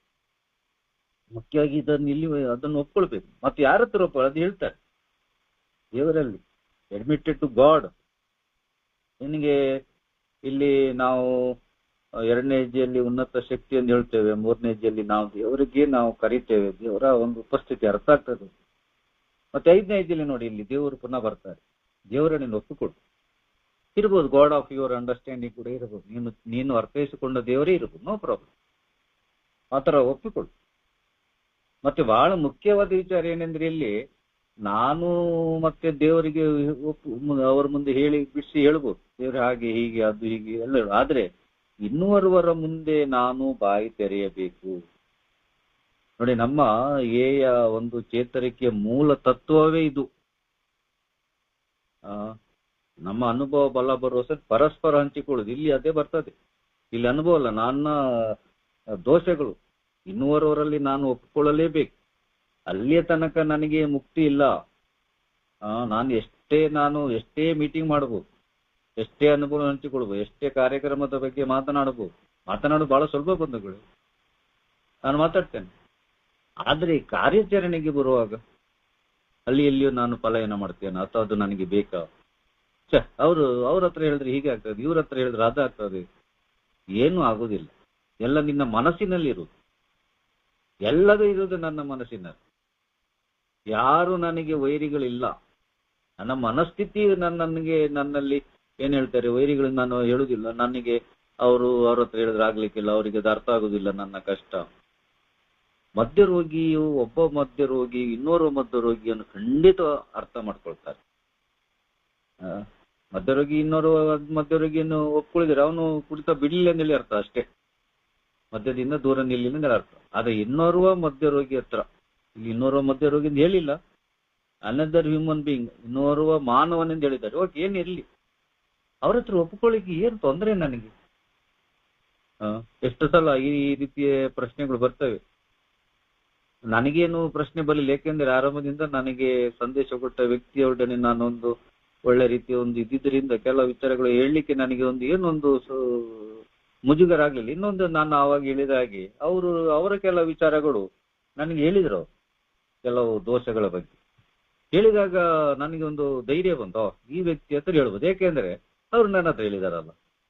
ನೋಡಿ, ಆದ್ರೆ ಕೆಲವು ಸಲ ಇಂಥ ಪರಿಸ್ಥಿತಿ ಕೆಲವು ಸದಸ್ಯರಿಗೆ ಸಿಗುವುದಿಲ್ಲ. ಸರಿಯಾಗಿ ನಾನು ಸಿಗುದಿಲ್ಲ ಅಂತೇಳಿ ನಮ್ಗೆ ಏನು ಹುಡುಕುದಿಲ್ಲ, ನಾವು ಸರ್ಚ್ ಮಾಡೋದಿಲ್ಲ. ಸರ್ಚಿಂಗ್ ಅಂತ ಹೇಳ್ತಾರೆ, ಸರ್ಚ್ ಇಲ್ಲ. ನಮ್ಮ ಮೇಜ್ ಮೇಲೆ ಬಂದು ಕೂತ್ಕೊಳ್ಬೇಕು. ನಾವು ಕುಡಿತ ಮಾಡುವ ಸಮಯದಲ್ಲಿ ಕೂಡ ಬಂಧುಗಳೇ, ಒಂದು ಕ್ವಾರ್ಟರ್ ಶರಾಬು ಬೇಕಾದ್ರೆ ನಾನು ದೇವ್ರ ಹತ್ರ ಬೇಡಿದುಂಟು, ದೇವ್ರು ಇವತ್ತೊಂದು ಒಳ್ಳೆ ಕ್ವಾರ್ಟರ್ಗೆ ಒಂದು ವ್ಯವಸ್ಥೆ ಮಾಡು. ಬಾಳ ಕಾಡಿದ್ದೀನಿ, ಮತ್ತೆ ಒಂದು ಕುಡ್ದು ಏನು ತೊಂದರೆ ಆಗ್ತಿದ್ದಾಗಿ ನೀನೇ ಕಾಪಾಡ್ಬೇಕು. ನಾನು ಕುಡಿತೇನೆ, ನನಗೆ ಕಾಪಾಡ್ಬೇಕು ನೀನು. ನನಗೆ ಇನ್ನೂ ಪುನಃ ಹಣ ಜಾಸ್ತಿ ಇಲ್ಲ, ನನ್ನ ಹತ್ರ ಇಷ್ಟೇ ಇರೋದು, ಇಷ್ಟೊಳಗೆ ಎಲ್ಲ ಕಾರ್ಯಕ್ರಮ ಮುಗಿಬೇಕು, ಮತ್ತೆ ಕುಡಿದ ಮೇಲೆ ಏನು ಅಪಚಾರ ಆಗ್ಬಾರ್ದು. ಹೀಗೆಲ್ಲ ದೇವ್ರ ಹತ್ರ ಬೇಡಿ ನಾನು ಕುಡಿತಕ್ಕೆ ಹೋದ ವ್ಯಕ್ತಿ. ಅಂದ್ರೆ ದೇವ್ರ ಹತ್ರ ಎಷ್ಟು ಬೇಡಿದ್ರು ದೇವ್ರು ನನ್ನ ಟೇಬಲ್ ಮೇಲೆ ಒಂದು ದಿನ ಕೂಡ ಒಂದು ಕ್ವಾರ್ಟರ್ ತಂದು ಇರ್ಲಿಲ್ಲ ಬಂಧುಗಳು. ಬಹಳ ಬೇಡಿದ್ದೇನೆ, ಕಾಡಿದ್ದೇನೆ. ದೇವ್ರ ಹತ್ರ ಎಷ್ಟೋ ಸಲ ಬೇಡಿದ್ದೇನೆ, ದೇವ್ರೆ ನನ್ಗೆ ಕುಡಿತಕ್ಕೆ ವ್ಯವಸ್ಥೆ ಮಾಡಿ ಅಂದ್ರು, ಅಥವಾ ಕುಡಿದ ಮೇಲೆ ನನಗೆ ಆಗುವ ದುರ್ಘಟನೆಗಳಿಂದ ನನ್ನನ್ನು ಬಚಾವ್ ಮಾಡಿ ಅಂದಿಲ್ಲ. ಇಲ್ಲ, ಆಗ್ಲೇ ಇಲ್ಲ. ಆ ದುರ್ಘಟನೆ ಜಾಸ್ತಿ ನಾನು ಅದು ಆಗ್ಲಿಲ್ಲ, ಇದು ಆಗ್ಲಿಲ್ಲ, ಅದು ಹಾಗೆ ಇದು ಹೀಗೆ ಅಂತೇಳಿ ನಾನು ಬಹಳ ನನ್ನ ಬಗ್ಗೆ ನನಗೊಂದು ರೀತಿ ಏನ್ ಹೇಳ್ತಾರೆ ಅಹಂಭಾವ ಇದ್ದುದರಿಂದ ನಾನು ದೇವ್ರ ಹತ್ರ ಈ ರೀತಿ ಬೇಡ್ತಿದ್ದೆ. ಅಲ್ಲಿ ಕೂಡ ದೇವ್ರ ಹತ್ರ ಬೇಡ್ತಿದ್ದೆ ನಾನು, ದೇವರೇ ನನ್ಗೆ ಒಂದು ಕ್ವಾರ್ಟರ್ ಆಗಲಿ ಇವತ್ತು. ಎಲ್ಲಿ ಕೂಡ ಟೇಬಲ್ ಮೇಲೆ ದೇವರು ಕ್ವಾರ್ಟರ್ ಇರ್ಲಿಲ್ಲ ಬಂದವರು. ಶ್ರಮವಹಿಸಿದ್ದೇನೆ ಆ ಕ್ವಾರ್ಟರಿಗೋಸ್ಕರ, ಹಣ ಶರಾಬಿಗೋಸ್ಕರ ಶ್ರಮವಹಿಸಿದ್ದೇನೆ, ಕಷ್ಟಪಟ್ಟಿದ್ದೇನೆ, ಬಹಳ ಕಷ್ಟಪಟ್ಟಿದ್ದೇನೆ. ಎಷ್ಟು ಕಷ್ಟಪಟ್ಟಿದ್ದೇನೆ ಅಂತ ಹೇಳಿದ್ರೆ ಇಡೀ ಜೀವಮಾನ ಅದರ ಹಿಂದೆ ಹಾಕಿಬಿಟ್ಟಿದೆ. ಇದೆಲ್ಲ ಕಳೆದು ಬಿಟ್ಟಿದ್ದೇನೆ. ಆಸ್ತಿ, ಮನೆ, ಕೆಲಸ, ವ್ಯವಹಾರ, ಆರೋಗ್ಯ, ಕುಟುಂಬ ಎಲ್ಲ ಅದ್ರ ಹಿಂದೆ ಹಾಕಿಬಿಟ್ಟು ನೋಡಿ, ಅಷ್ಟು ಶ್ರಮವಹಿಸಿದ್ದೇನೆ ಕ್ವಾರ್ಟರಿಗೋಸ್ಕರ, ಹಣಗೋಸ್ಕರ ನೋಡಿ.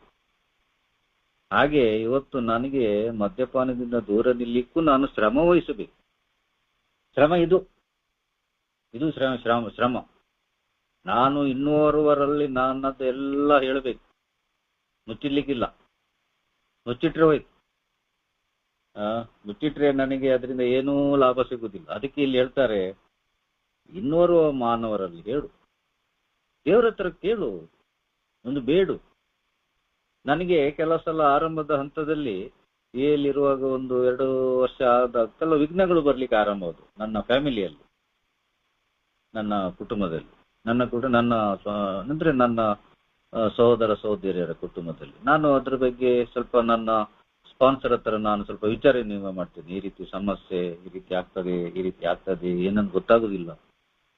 ಅವರು ನನಗೆ ಒಂದು ಟಪ್ಪ ಕೇಳಿಬಿಟ್ರು, ನೀನು ದೇವ್ರ ಹತ್ರ ಬೇಡುದಿಲ್ಲ ಮಾರೆ, ಅವ್ರಿಗೆ ಕೂಡ ದೇವ್ರ ಹತ್ರ ಬೇಡ್ಲಿಕ್ಕೆ ಹೇಳು, ದೇವ್ರ ಹತ್ರ ಸ್ವಲ್ಪ ನೇರವಾಗಿ ಬೇಡು, ಹೇಳು ದೇವ್ರ ಹತ್ರ. ಏನು ನಿಮ್ಗೆ ಅಂದ್ರೆ ಬೈದಲ್ಲ, ನಿಮ್ಗೆ ಕಣ್ಣು ಕಾಣುವುದಿಲ್ಲ ದೇವ್ರೆ, ನಾನು ಇಂಥ ಒಂದು ದುಸ್ಥಿತಿಯಲ್ಲಿ ಇದ್ದೇನೆ, ನನ್ನ ಮನೆಯವರು ಅವರಲ್ಲೂ ನನಗೆ ನೀನು ಕಾಪಾಡುವುದಿಲ್ಲೋ, ನೀನೇ ನನಗೆ ಈ ಲೋಕಕ್ಕೆ ಕಳಿಸಿಕೊಟ್ಟಿದ್ದೇನಲ್ಲ, ನಾನು ಬದುಕುದು ಬೇಡ, ಹೇಗೆ ಬದುಕುದು ಇದರಲ್ಲಿ ಇಟ್ಕೊಂಡು ಹೇಳು, ಸೀದಾ ನೇರವಾಗಿ ಕೇಳು. ಅಯ್ಯೋ ದೇವರು, ಇದು ಹೇಳುವಾಗ ನನಗೆ ವಿಚಿತ್ರ ಆಯ್ತು. ಏನೇ ಇರ್ಲಿ ಬಂಧುಗಳು, ಇಲ್ಲಿ ನಾನು ಅರ್ಥ ಮಾಡ್ಕೊಳ್ಬೇಕಾದ ವಿಚಾರ ಏನೆಂದ್ರೆ, ನಮ್ಮಲ್ಲಿ ಬೇಕಾದಷ್ಟು ಮಂದಿ ಇದ್ದಾರೆ, ಸರಳರಿರುವುದು, ಸಜ್ಜನರಿದ್ದಾರೆ ನಮ್ಮಲ್ಲಿ. ಅವ್ರ ಹತ್ರ ನಾನು ಅಂತ ವ್ಯಕ್ತಿಗಳೊಡನೆ ನಾನು ಮುಕ್ತ ಮನಸ್ಸಿನಿಂದ, ತೆರೆದ ಮನಸ್ಸಿನಿಂದ ನಾನು ಅವ್ರ ಹತ್ರ ಮಾತಾಡ್ಬೇಕು. ಬಹುಶಃ ಸಮಯ ಆಯ್ತು ಅಂತ ಹೇಳಿ ತಿಳ್ಕೊಳ್ತೇನೆ ನಾನಲ್ಲ ಶಕ್ತಿ. ಆಯ್ತು ಸರ್. ಸಮಯ ಆಯ್ತಾ? ಸಮಯ ಆಯ್ತು ಸರ್. ಆಯ್ತಾ? ಹೇಳುದಿಲ್ಲ. ಆಗಿದೆ ಸರ್. ಓಕೆ, ಸಾರಿ ನಾನು ನಾನು ಮಾತಾಡ್ತಾ ಇದ್ದೆ. ವೆರಿ ಸಾರಿ, ಕ್ಷಮಿಸಿ. ಕಾರ್ಯಕ್ರಮವನ್ನು ಇಲ್ಲಿಗೆ ಮುಕ್ತಾಯ ಮಾಡೋಣ. ಯಾರಾದ್ರೂ ಪ್ರಶಾಂತತೆ ಪ್ರಾರ್ಥನೆ ಮಾಡಿ ಸರ್. ಶಕ್ತಿ ಮಾಡಿ. ಪ್ರಶಾಂತತೆ ಪ್ರಾರ್ಥನೆ. ದೇವ, ನನ್ನಿಂದ ಬದಲಿಸಲು ಅಸಾಧ್ಯವಾದ ಸಂಗತಿಗಳನ್ನು ಸ್ವೀಕರಿಸಲು